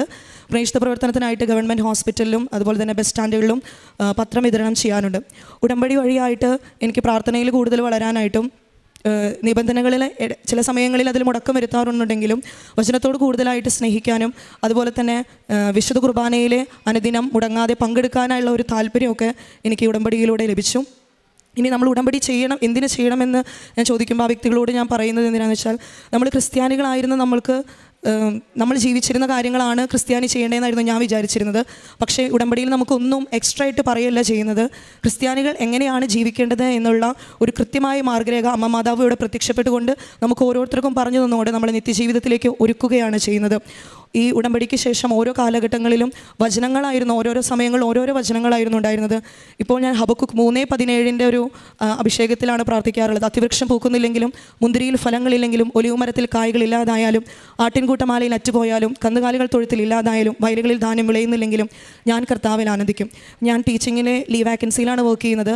അപ്പോൾ ഇതിൻ്റെ ഇടയിലെ ചില മാസങ്ങളിലൊക്കെ ജോലി ഇല്ലാതിരിക്കാറുണ്ട്. അപ്പോൾ ഈ സമയങ്ങളിൽ ഞാൻ തിരിച്ചറിഞ്ഞത്, ഞാനൊരു പ്രതിസന്ധിയിലൂടെ അല്ലെങ്കിൽ ഒരു ദുഃഖകരമായ സാഹചര്യത്തിലൂടെയാണ് കടന്നു പോകുന്നതെങ്കിലും എനിക്കൊരിക്കലും ദുഃഖകരമായൊരു അവസ്ഥയല്ല ഞാൻ ഫീൽ ചെയ്തിരുന്നത്. ദൈവം പ്രത്യാശയിലൂടെ എന്നെ കൊണ്ടു നടക്കുകയായിരുന്നു. ഇത്രയും അനുഗ്രഹങ്ങൾ തന്ന അമ്മ മാതാവിനും ഈശോയ്ക്കും 1000 നന്ദി പറയുന്നു. റോമ 9:15-16 തിരുവചനങ്ങൾ. എനിക്ക് ദയ തോന്നുന്നവരോട് ഞാൻ ദയ കാണിക്കും, എനിക്ക് അനുകമ്പ തോന്നുന്നവരോട് അനുകമ്പയും എന്ന് അവിടുന്ന് മോശയോട് അരുളി ചെയ്യുന്നു. അതുകൊണ്ട് മനുഷ്യൻ്റെ ആഗ്രഹമോ പ്രയത്നമോ അല്ല, ദൈവത്തിൻ്റെ ദയയാണ് എല്ലാത്തിൻ്റെയും അടിസ്ഥാനം. ക്രിസ്റ്റി ജെയിംസ് എന്ന ഈ മകൾ സുന്ദരമായി തൻ്റെ ഉടമ്പടി ജീവിതത്തെയും ഉടമ്പടി ജീവിതത്തിൽ ലഭിച്ച ഓരോ ദൈവാനുഗ്രഹങ്ങളെയും അമ്മയുടെ തിരുവഴുത്താരയിൽ സാക്ഷ്യപ്പെടുത്തി. മകളുടെ വാക്കുകളിൽ നമ്മൾ കേട്ടത് മുഴുവനും ഉടമ്പടി ഓരോ ദിവസവും അർത്ഥപൂർണമായി ജീവിക്കുവാൻ മകൾ നടത്തിക്കൊണ്ടിരുന്ന ഹൃദയത്തിൻ്റെ പ്രവൃത്തികളാണ്. അത് പ്രാർത്ഥനയിലുള്ള വിശ്വസ്തത കൊണ്ട്, കാരുണ്യ പ്രവൃത്തികളിലുള്ള തീഷ്ണത കൊണ്ട്, പ്രേക്ഷിത പ്രവർത്തനം സന്തോഷത്തോടെ നിർവഹിച്ചുകൊണ്ട്, തൻ്റെ കഴിവിനപ്പുറം ദൈവകൃപ മാത്രമാണ് തൻ്റെ പരീക്ഷകളിലും തൻ്റെ പരിശ്രമങ്ങളിലും തനിക്കെപ്പോഴും വിജയം നൽകുന്നതെന്ന് മകൾ ഉറച്ചു വിശ്വസിച്ചാണ് ഓരോ കാര്യവും ചെയ്തുകൊണ്ടിരുന്നത്. കേറ്ററ്റും സെറ്റും മകൾ എഴുതി വിജയിക്കുമ്പോൾ പറയുന്നുണ്ട്, സാഹചര്യങ്ങൾ എനിക്കെതിരായിരുന്നു, കുറച്ച് സമയമേ എനിക്ക് പഠിക്കുവാനുണ്ടായിരുന്നുള്ളൂ, കൂടുതൽ ഞാൻ പഠിച്ചിട്ടില്ലായിരുന്നു, ഞാൻ തന്നെ MCQ നോക്കുമ്പോൾ എനിക്ക് വിജയിക്കുവാനുള്ള മാർക്ക് അതിൽ എത്തിയിട്ടില്ലായിരുന്നു. ഇതെല്ലാം സ്വയം തിരിച്ചറിയുന്ന കാര്യങ്ങളാണ്. എന്നാൽ അമ്മ മാതാവിനോട് പറയുന്നുണ്ട്, എനിക്ക് 48% മാർക്ക് വിജയിക്കുവാൻ വേണം, അമ്മ അതെനിക്ക് നൽകിയാൽ മതി. അത് അമ്മയോട് ചോദിക്കുന്നത്, അമ്മ എന്നെ വിജയത്തിലേക്ക് മാത്രം നയിച്ചാൽ മതി, ഒത്തിരി വലിയ കാര്യങ്ങളൊന്നും ആവശ്യപ്പെടുന്നില്ല. പക്ഷേ 48% എന്ന് പറയുന്നത് അതൊരു പ്രധാനപ്പെട്ട കാര്യമാണ്. അത് മകളുടെ റിസൾട്ടിലാണ് പ്രതിഫലിക്കുന്നത്. അവൾക്ക് കിട്ടുന്ന റിസൾട്ട് എന്താണോ മാതാവിനോട് അവൾ ചോദിക്കുന്നത്, ആ ചോദിച്ചത് മാത്രമാണ്. അത് 48.5 49 ആകുന്നില്ല. കാരണം അത് ഉടമ്പടിയിൽ നമുക്ക് എപ്പോഴും ലഭിക്കുന്ന ഒരു കമ്മ്യൂണിക്കേഷൻ ലഭിക്കുന്ന ഒരു റിപ്ലൈ ആണത്. നമ്മൾ അമ്മ മാതാവിനോട് തികഞ്ഞ ശരണത്തിലും പൂർണ്ണ വിശ്വാസത്തിലും ഒരു നിയോഗം സമർപ്പിച്ചാൽ ആ നിയോഗം ഫലപ്രാപ്തി എത്തുന്നതുവരെയും അമ്മയുടെ അടയാളപ്പെടുത്തലുകളും സാന്നിധ്യവും അനുഭവിക്കുവാൻ നമുക്ക് സാധിച്ചു കൊണ്ടിരിക്കും. നാം ചോദിക്കുന്നതിനോട് അതേപോലെ നമുക്ക് സഹായം നൽകുന്ന അമ്മയെ കാണാനാവും. അതാണ് ആ 48% ചോദിക്കുമ്പോൾ അത് തന്നെ കിട്ടി അവിടെ ദൈവത്തിന് നന്ദി പറയുന്നതിന് അടിസ്ഥാനം. മറ്റൊന്നുണ്ട്, ഒരു അപകടം സംഭവിക്കുന്നുണ്ട്. ഈ കാരുണ്യ പ്രവൃത്തിക്ക് പോകുമ്പോൾ സംഭവിക്കുന്ന അപകടമാണ്, ഒട്ടും പ്രതീക്ഷിക്കാതെ ഉണ്ടായ ഒരു അപകടം. അപ്പോൾ അപകടം അതിൻ്റെ ആദ്യ കാഴ്ചയിലും സംസാരത്തിലുമൊക്കെ ഒരു ക്ലേശകരമായ ദുരന്തപൂർണമായ അവസ്ഥയാണ്. നല്ല കാര്യത്തിന് പോയപ്പോൾ എന്താ ഇത്ര സഹനമുണ്ടായി? എന്നാൽ മകൾ ഇന്ന് തിരിച്ചറിയുന്നുണ്ട്, അപകടമുണ്ടായപ്പോൾ ഓരോരുത്തരും ചോദിച്ചു, എവിടെ പോയി, എന്തിനു പോയി, എന്താ അവിടെ പോയേ? ചോദിക്കുമ്പോൾ എല്ലാവരോടും പറയാൻ ഒന്നേ ഉള്ളൂ, ഞാൻ ഉടമ്പടി എടുത്തത് കൊണ്ട് കാരുണ്യ പ്രവൃത്തി ചെയ്യാൻ പോയതാണ്. അവിടെ ആരാ എന്താ ഉള്ളത്? ഓട്ടിസം ബാധിച്ച വ്യക്തികൾക്ക് വേണ്ടിയുള്ള സ്ഥാപനമാണിത്. മകളെന്ന് പറയുന്നുണ്ട്, എനിക്കറിയാവുന്ന ഒത്തിരി പേർ ഇന്നവിടെ കാരുണ്യ പ്രവൃത്തികൾക്ക് വേണ്ടി പോയിക്കൊണ്ടിരിക്കുന്നു. ഒരു അല്പക്ലേശത്തിലൂടെ ദൈവം ഒരുക്കുന്ന വലിയ പദ്ധതികളുണ്ട്, നന്മയുടെയും സ്നേഹത്തിൻ്റെയും അനുഗ്രഹത്തിൻ്റെയും പദ്ധതികൾ. ഒരുപക്ഷെ ആ ഇടത്തേക്ക് ഒത്തിരി പേർ അവരെ സഹായിക്കുവാനും കൈകൊടുക്കുവാനും ജീവിതാവശ്യങ്ങൾ നിറവേറ്റുവാനും ഇല്ലാതിരുന്ന ഒരു കാലത്തിൽ ഒരു സമയത്തായിരിക്കും മകൾക്ക് ചെറിയൊരു അപകടം വരുമ്പോൾ അവളുടെ അശ്രദ്ധ കൊണ്ടെന്ന് അവൾ കൺഫസ് ചെയ്യുന്നുണ്ട്. എങ്കിൽ കൂടിയും ആ അപകടത്തിലൂടെ പോലും വലിയ അനുഗ്രഹത്തിൻ്റെ പുതിയ വഴി തുറക്കുവാൻ ദൈവത്തിന് സാധിക്കുന്നത്. അതുകൊണ്ട് ചില ക്ലേശകാലങ്ങൾ വരുമ്പോൾ എല്ലാം നഷ്ടപ്പെട്ടവരെ പോലെ നമ്മൾ പതറിപ്പോവരുത്. എല്ലാം അവസാനിച്ചുവെന്ന് കരുതി ഉടമ്പടി ജീവിതത്തിൽ നിന്ന് പിന്മാറുകയും ചെയ്യരുത്. കാത്തിരിക്കുവാൻ, ദൈവം പ്രവർത്തിക്കുന്ന അവസരത്തിന് വേണ്ടി അമ്മ മാതാവ് തിരുക്കുമാരനോട് പറഞ്ഞ് നമുക്ക് ചെയ്തു തരുവാനിരിക്കുന്ന അനുഗ്രഹത്തിൻ്റെ ദിവസങ്ങൾക്ക് വേണ്ടി കാത്തിരിക്കുവാൻ നമുക്കൊരു ക്ഷമയുണ്ടാവണം. അത് കൂടുതൽ അനുഗ്രഹങ്ങളിലേക്ക് നമ്മുടെ ജീവിതത്തെ നയിച്ചുകൊണ്ടിരിക്കും. മകൾ അതാണ് രണ്ടാമത് സൂചിപ്പിച്ചത്. മൂന്നാമത്തത് അവിടെ ഒരു വചനത്തിൻ്റെ അഭിഷേകത്തെക്കുറിച്ചാണ് പറഞ്ഞത്. അവൾ വായിച്ചത് ഹബക്കൂക്ക് 3:17 അവിടെ എല്ലാ നഷ്ടങ്ങളെക്കുറിച്ച് മാത്രമേ പറയുന്നുള്ളൂ. എൻ്റെ വയലിൽ ധാന്യങ്ങളില്ല, ആലയിൽ ആടുകളില്ല, എൻ്റെ മുന്തിരിച്ചെടികളിൽ പഴങ്ങളില്ല, എല്ലാം നഷ്ടങ്ങൾ മാത്രമേ ഉള്ളൂ. അവസാനം പറയും, എങ്കിലും ഞാൻ എൻ്റെ കർത്താവിൽ ആനന്ദിക്കും. അത് അവൾ ജീവിതത്തോട് ചേർത്ത് പിടിച്ചാൽ പറയുന്നത്. താൽക്കാലിക അധ്യാപക ജോലി ചെയ്തുകൊണ്ടിരിക്കുകയാണ്. 3-4 മാസം കാണും, പിന്നെ ഒന്നും കാണില്ല. അടുത്തത് ചിലപ്പോൾ 5-6 മാസം കഴിയുമ്പോൾ കിട്ടും. ഇങ്ങനെ പോയിക്കൊണ്ടിരിക്കുന്ന ഒരു ജോലിയിൽ അവൾക്ക് ലോകത്തോടൊന്നേ പറയാനുള്ളൂ, ഞാൻ ഈ ഇല്ലായ്മയുടെ കാലങ്ങളിൽ ദൈവത്തോടും മറ്റുള്ളവരോടും ഒരിക്കലും ഞാൻ കുറ്റം പറയില്ല. കാരണം എല്ലാം ഉള്ളവൻ തക്ക സമയത്ത് എനിക്ക് വേണ്ടതൊക്കെ ഒരുക്കി തരുമെന്ന് പ്രത്യാശയുണ്ട്. ഇത് ഉടമ്പടി ജീവിതത്തിൽ ലഭിക്കുന്നൊരു അഭിഷേകമാണ്. ഇല്ലായ്മയുടെ കാലത്തിലും ദൈവനാമത്തെ മഹത്വപ്പെടുത്തുവാനും എല്ലാം ഉള്ളവൻ നമുക്കൊരുക്കി തരുന്ന കാലത്തിന് വേണ്ടി കാത്തിരിക്കുവാനുമുള്ള ഒരു സന്തോഷത്തിൻ്റെ പ്രത്യാശ. മകളുടെ ജീവിതം അതാണ് ആ ഉടമ്പടി ജീവിതത്തിൻ്റെ നന്മയായി നമ്മളോട് പങ്കുവെക്കുന്നത്. എന്താ ഉടമ്പടി ജീവിതം? എക്സ്ട്രാ ഒന്നും ഇതിനകത്തില്ല. ഒരു നല്ല ക്രൈസ്തവ ജീവിതം നയിക്കുവാൻ എന്തൊക്കെയാണോ വേണ്ടത്, നിനക്ക് അനുതാപമുള്ള വിശുദ്ധി വിശുദ്ധിയുള്ളൊരു ജീവിതം വേണം. നിൻ്റെ ആത്മാവിനെ സൂക്ഷിക്കുന്നതിന് വേണ്ടി നിൻ്റെ സഹോദരനെ കാണുവാനുള്ള കണ്ണുകൾ വേണം. കാരുണ്യ പ്രവൃത്തികളിലൂടെ അവരെ ബലപ്പെടുത്തുന്നതിന്, അറിയുന്നവരോടും അറിയാത്തവരോടും ദൈവത്തെക്കുറിച്ച് പറയുവാനും അവരുടെ വിശ്വാസത്തെ ആഴപ്പെടുത്തുവാനും നിനക്ക് മാമോദിസ സ്വീകരിച്ച നിനക്ക് കടപ്പാടുണ്ട്. അതുകൊണ്ട് ദൈവസ്നേഹത്തിൻ്റെ പ്രവൃത്തികൾ കൊണ്ടും വിശ്വാസത്തെ ആഴപ്പെടുത്തുന്ന പ്രവൃത്തികൾ കൊണ്ടും നമുക്ക് വേണ്ടി മരിച്ചുദ്ധാനം ചെയ്തവനെ ജീവിതത്തിൻ്റെ ഏതൊരു അവസ്ഥയിലും ഞാൻ ഏറ്റുപറയുമെന്ന സന്തോഷമുള്ള ജീവിതം കൊണ്ടുമാണ് നാം ദൈവത്തിന് പ്രിയപ്പെട്ടവരായി മാറുന്നത്. അതാണ് മകൾ പറയുന്നത്, ഉടമ്പടി ആർക്കും എടുക്കാം. ഉടമ്പടി ജീവിക്കുവാൻ വലിയ പ്രയാസമൊന്നുമില്ല. അത് ദൈവത്തോട് ചേർന്നൊരു മനസ്സ് സൂക്ഷിക്കുന്നവർക്ക് ഉടമ്പടി എളുപ്പമാണ്.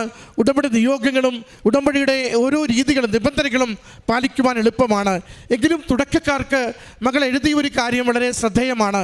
മകൾ പറയുന്നുണ്ട്, ഉടമ്പടി എടുത്ത ആദ്യത്തെ തവണ 6ാമത്തെ നിയോഗം ഞാൻ എഴുതിയത് ഉടമ്പടി നിബന്ധനകൾ പാലിക്കാൻ എന്നെ സഹായിക്കണമേ എന്നാണ്. മാതാവിൻ്റെ കരങ്ങളിൽ തന്നെ നിബന്ധനകൾ ഏൽപ്പിച്ചു കൊടുക്കുകയാണ്. എനിക്കൊറ്റയ്ക്ക് ഇത് പറ്റത്തില്ല. ഞാൻ രാവിലെ എഴുന്നേൽക്കാൻ മടിയുള്ള ആളാണ്. എനിക്കിങ്ങനെ എപ്പോഴും നോക്കിക്കണ്ട് ജീവിക്കാൻ പാടുള്ള ആളാണ്. അതുകൊണ്ട് എനിക്ക് കുറവുള്ളതെല്ലാം അമ്മ മാതാവ് ഏറ്റെടുത്ത് എന്നെക്കൊണ്ട് സമയാസമയത്ത് ചെയ്യിച്ച് ഈ ഉടമ്പടി നന്നായി കൊണ്ടുപോകാൻ സഹായിക്കണമെന്ന്. അത് എത്ര കണ്ടൊരാൾ ഉടമ്പടിയെ സ്നേഹിക്കുന്നു, അമ്മ മാതാവിൻ്റെ കരങ്ങളിൽ ജീവിതം വിട്ടുകൊടുക്കുന്നു, ദൈവത്തിൻ്റെ ശരണപ്പെട്ടുകൊണ്ട് വലിയ അനുഗ്രഹത്തിന് വേണ്ടി കാത്തിരിക്കുന്നു. അതിനെയൊക്കെ നമുക്ക് ഓർമ്മിപ്പിച്ച് തരികയാണ്. ഓർക്കണം, ഓരോ ഉടമ്പടി ജീവിതവും ദൈവത്തിന് ഉള്ള നിക്ഷേപമാണ്. നമ്മൾ ഓരോരുത്തരും ഉടമ്പടി എടുക്കുന്നവർ ദൈവത്തിൻ്റെ നിക്ഷേപമാണ്. ഈ ലോകത്തിൽ ദൈവസ്നേഹത്തിൻ്റെ നിക്ഷേപമായി, ദൈവത്തിൻ്റെ കരുണയുടെ നിക്ഷേപമായി, ദൈവത്തിൻ്റെ വിശുദ്ധിയുടെ നിക്ഷേപമായി നാം ഓരോരുത്തരും മാറുകയാണ്. അതുകൊണ്ട് ഭൗതികമായ അനുഗ്രഹങ്ങളെക്കാൾ ഉപരി ആത്മീയമായി നിത്യതയിലേക്കുള്ള യാത്രയ്ക്ക് നമ്മുടെ ജീവിതത്തെ ഒരുക്കും വിധം ഉടമ്പടി ബലപ്പെടുത്തുവാൻ നിരന്തരം ശ്രദ്ധിച്ചുകൊണ്ടിരിക്കാം. ഈ മകൾക്ക് ലഭിച്ച എല്ലാ ആത്മീയ ബോധ്യങ്ങൾക്കും ഭൗതിക അനുഗ്രഹങ്ങൾക്കും നന്ദി പറഞ്ഞുകൊണ്ട്. പേര് അതുൽ വിജയ്. ഞാൻ ആയിരന്തി ലിറ്റിൽ ഫ്ലവർ ഇടവകയിൽ നിന്ന് വരുന്നു. ഞാനിവിടെ പറയാൻ വരുന്ന സാക്ഷ്യം എൻ്റെ വിസ കിട്ടിയതിനെ കുറിച്ചാണ്. ആദ്യം തന്നെ ഞാൻ ഉടമ്പടി എടുത്തത് 18 മാർച്ച് 2023 ഞാൻ ഉടമ്പടി എടുത്തതിൻ്റെ കാരണം എൻ്റെ B2 ഫുൾ മോഡ്യൂൾ കിട്ടാൻ വേണ്ടിയാണ്. ഞാൻ ഉടമ്പടി എടുത്ത് ഫസ്റ്റ് തന്നെ എക്സാം കൊൽക്കട്ടയിലാണ് പോയത്. എക്സാം കുഴപ്പമില്ലായിരുന്നു. 3 മോഡ്യൂൾ കിട്ടുമെന്ന പ്രതീക്ഷയിലായിരുന്നു. എക്സാമിൻ്റെ റിസൾട്ട് വന്നപ്പോൾ 1 മോഡ്യൂളേ കിട്ടിയുള്ളൂ. അപ്പോൾ ആകപ്പാട് സങ്കടമായി. പിന്നെ ഞാൻ ഓർത്തു, എന്തായാലും 3 കിട്ടുമെന്ന് ഓർത്തതല്ലേ, അപ്പോൾ ഒന്നുകൂടി കൊൽക്കട്ടയിൽ പോയി എഴുതാം എന്നോർത്ത് കൊൽക്കട്ടയിലേക്ക് 2ാമത് എക്സാം ബുക്ക് ചെയ്തു. ആ എക്സാം 2ാം വട്ടം കൊൽക്കട്ടയിൽ ചെന്നപ്പോൾ ഭയങ്കര പാടായിരുന്നു. ഒന്നും മനസ്സിലായൊന്നുമില്ലായിരുന്നു. അപ്പോൾ എനിക്ക് മനസ്സിലായി എക്സാം എന്തായാലും തോറ്റു പോകും എന്നോർത്തു. അങ്ങനെ ഞാൻ റിസൾട്ടിന് വേണ്ടി വെയിറ്റ് ചെയ്തു. എക്സാം കിട്ടിയില്ല. അപ്പോൾ മനസ്സ് മൊത്തം അടുത്തിട്ട് ഞാൻ പിന്നെ ഓർത്തു ട്രിവാൻഡ്രത്ത് ഓരോ മൊഡ്യൂൾ വീതം 2 ഡേറ്റ് എടുക്കാമെന്ന് ഓർത്തു. അങ്ങനെ ട്രിവാൻഡ്രത്ത് ആദ്യം തന്നെ എക്സ്പ്രഷനും പിന്നെ ലേസനും എടുത്തു. എക്സ്പ്രഷൻ എക്സാം എനിക്ക് അവിടെ ചെന്നപ്പോൾ എൻ്റെ പാർട്ട്ണർ നല്ലപോലെ സംസാരിക്കും. എനിക്ക് ആ പാടെ ഒരു ടെൻഷനായിട്ട് എന്ത് ചെയ്യണമെന്ന് അറിയാതിരിക്കുമായിരുന്നു. അപ്പോൾ പാർട്ട്ണർ സംസാരിച്ചുകൊണ്ടിരിക്കുമ്പോൾ അവർ പറഞ്ഞു, കുറേ നന്നായിട്ട് സംസാരിച്ചു. അപ്പോൾ അവിടുത്തെ സാറ് വന്നിട്ട് പറഞ്ഞു, എന്നാൽ നിങ്ങൾ ടോപ്പിക്കിൽ നിന്ന് മാറിപ്പോകുന്നു പറഞ്ഞു. എന്നിട്ടും പാർട്ട്ണർ സംസാരിച്ചുകൊണ്ടിരുന്നിട്ട് അവർ പറഞ്ഞ് നിർത്തിക്കുമെന്ന് പറഞ്ഞു. അപ്പോൾ എനിക്കും ടെൻഷനായിപ്പോയി. ഞാനോർത്ത് ഈ എക്സാമും പോയി എന്നോർത്ത് പിന്നെ പ്രാർത്ഥിച്ചിട്ട് സംസാരിക്കാൻ തുടങ്ങി. അപ്പോൾ കുറച്ചൊക്കെ തെറ്റി, പിന്നെ കുറച്ചൊക്കെ പറയുകയും ചെയ്തു. പറഞ്ഞ് പിന്നെ ഞാനോർത്തു ദൈവത്തിൻ്റെ കൊടുത്ത് റിസൾട്ട് വരുന്നവരെ വെയിറ്റ് ചെയ്യാമെന്ന് ഓർത്തു ഇരുന്നു. എന്നിട്ട് റിസൾട്ട് വന്നപ്പോൾ പാസ്സായി. അത് കഴിഞ്ഞിട്ട് പിന്നെ ലേസൺ എക്സാമും ഞാൻ ഓർത്തു, എക്സാം വന്നപ്പോൾ പാസ്സാകുന്ന മാർക്കുണ്ട്. പക്ഷേ വീട്ടിൽ ചെന്ന് നോക്കാം, എക്സാം എഴുതി കഴിഞ്ഞ് വീട്ടിൽ ചെന്ന് നോക്കിയപ്പോൾ അയ്യോ ഞാൻ ചെയ്ത ഉത്തരങ്ങൾ 2-3 തെറ്റാണല്ലോ, ഇനി പാസ്സാകുമോ എന്ന് അറിഞ്ഞുകൂടാ എന്ന് പറഞ്ഞാൽ അപ്പോൾ ടെൻഷൻ അടിച്ച്. പിന്നെ എക്സാമിന് പോകുന്ന വഴിക്ക് ഞാൻ എക്സാം ഹാളിൻ്റെ അവിടെ വെഞ്ചരിച്ച് ഉപ്പും എണ്ണയും പുരട്ടിയിട്ടായിരുന്നു പോയത്. പിന്നെ കാശ് രൂപ എടുത്തായിരുന്നു. അങ്ങനെ പ്രാർത്ഥിച്ച് ഞാൻ വീട്ടിൽ വന്നപ്പോൾ മെഡിക്കലൊക്കെ പറഞ്ഞു. അപ്പോൾ അമ്മയൊക്കെ പറഞ്ഞ് പ്രാർത്ഥിച്ചോ കിട്ടുമെന്ന് പറഞ്ഞു. അങ്ങനെ റിസൾട്ട് വന്നപ്പോൾ ലൈസനും കിട്ടി. പിന്നെ ഞാൻ ഷൈബൻ ഒരു 3-4 വട്ടം അറ്റംപ്റ്റ് ചെയ്തു, കിട്ടിയില്ല. അപ്പോൾ പിന്നെ എൻ്റെ ഒരു ഫ്രണ്ട് പറഞ്ഞു, എന്തായാലും നീ കുറേ നാളായിട്ട് ട്രൈ ചെയ്യുകയല്ലേ, ഞാൻ നിനക്ക് വേണമെങ്കിൽ ഒരു ഇൻ്റർവ്യൂ അവിടെ ഞാൻ വർക്ക് ചെയ്യുന്ന അവിടെ സെറ്റ് ചെയ്ത് തരാം, നിനക്ക് താല്പര്യം ഉണ്ടോ എന്ന് ചോദിച്ചു. അപ്പോൾ ഞാൻ പറഞ്ഞു ചെയ്തോ എന്ന് പറഞ്ഞു. അങ്ങനെ ആൾ എനിക്ക് അവിടെ ഹോസ്പിറ്റലുമായിട്ട് കണക്ട് ചെയ്ത് ഇൻ്റർവ്യൂ റെഡിയാക്കി തന്നു. ഞാൻ അവിടെ ചെന്നു. ഞാൻ ഓൺലൈൻ വഴി ഇൻ്റർവ്യൂ ചെയ്തു. ഇൻ്റർവ്യൂ ചെയ്തപ്പോൾ അവർ ചോദ്യങ്ങൾ ചോദിച്ചപ്പോൾ ചിലതൊക്കെ എനിക്ക് പറഞ്ഞു, എന്നാലും ചില ഉത്തരങ്ങളൊക്കെ തെറ്റായിരുന്നു. അപ്പോഴും ഒരു കൺഫ്യൂഷനായിരുന്നു, ഇൻ്റർവ്യൂ കിട്ടുകയില്ല എന്ന്. പിന്നെ 2 ആഴ്ച കഴിഞ്ഞപ്പോൾ അവർ പറഞ്ഞു നീ പാസ്സായിട്ടുണ്ടെന്ന് പറഞ്ഞു.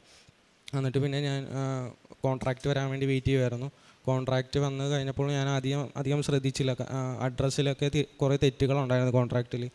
അങ്ങനെ ഞാൻ നോക്കി എൻ്റെ മാമിൻ്റെ അടുക്ക് അയച്ചു കൊടുത്തു. മാമിൻ്റെ അടുക്ക് ചോദിച്ചു പറഞ്ഞു നീ അഡ്രസ്സ് എല്ലാം ഒന്നുകൂടി ഒന്ന് ചെക്ക് ചെയ്ത് നോക്കുക, എന്തോ തെറ്റുണ്ടെന്നാണ് തോന്നുന്നതെന്ന് പറഞ്ഞു. അങ്ങനെ ഞാൻ നോക്കിയപ്പോൾ ആ അഡ്രസ്സിൽ എൻ്റെ വീട്ടുപേരൊന്നുമില്ല. അപ്പോൾ ഞാൻ ചോദിച്ചു ഇത് പ്രശ്നമാകുമോ? അപ്പോൾ പറഞ്ഞു ആ പ്രശ്നമാകും.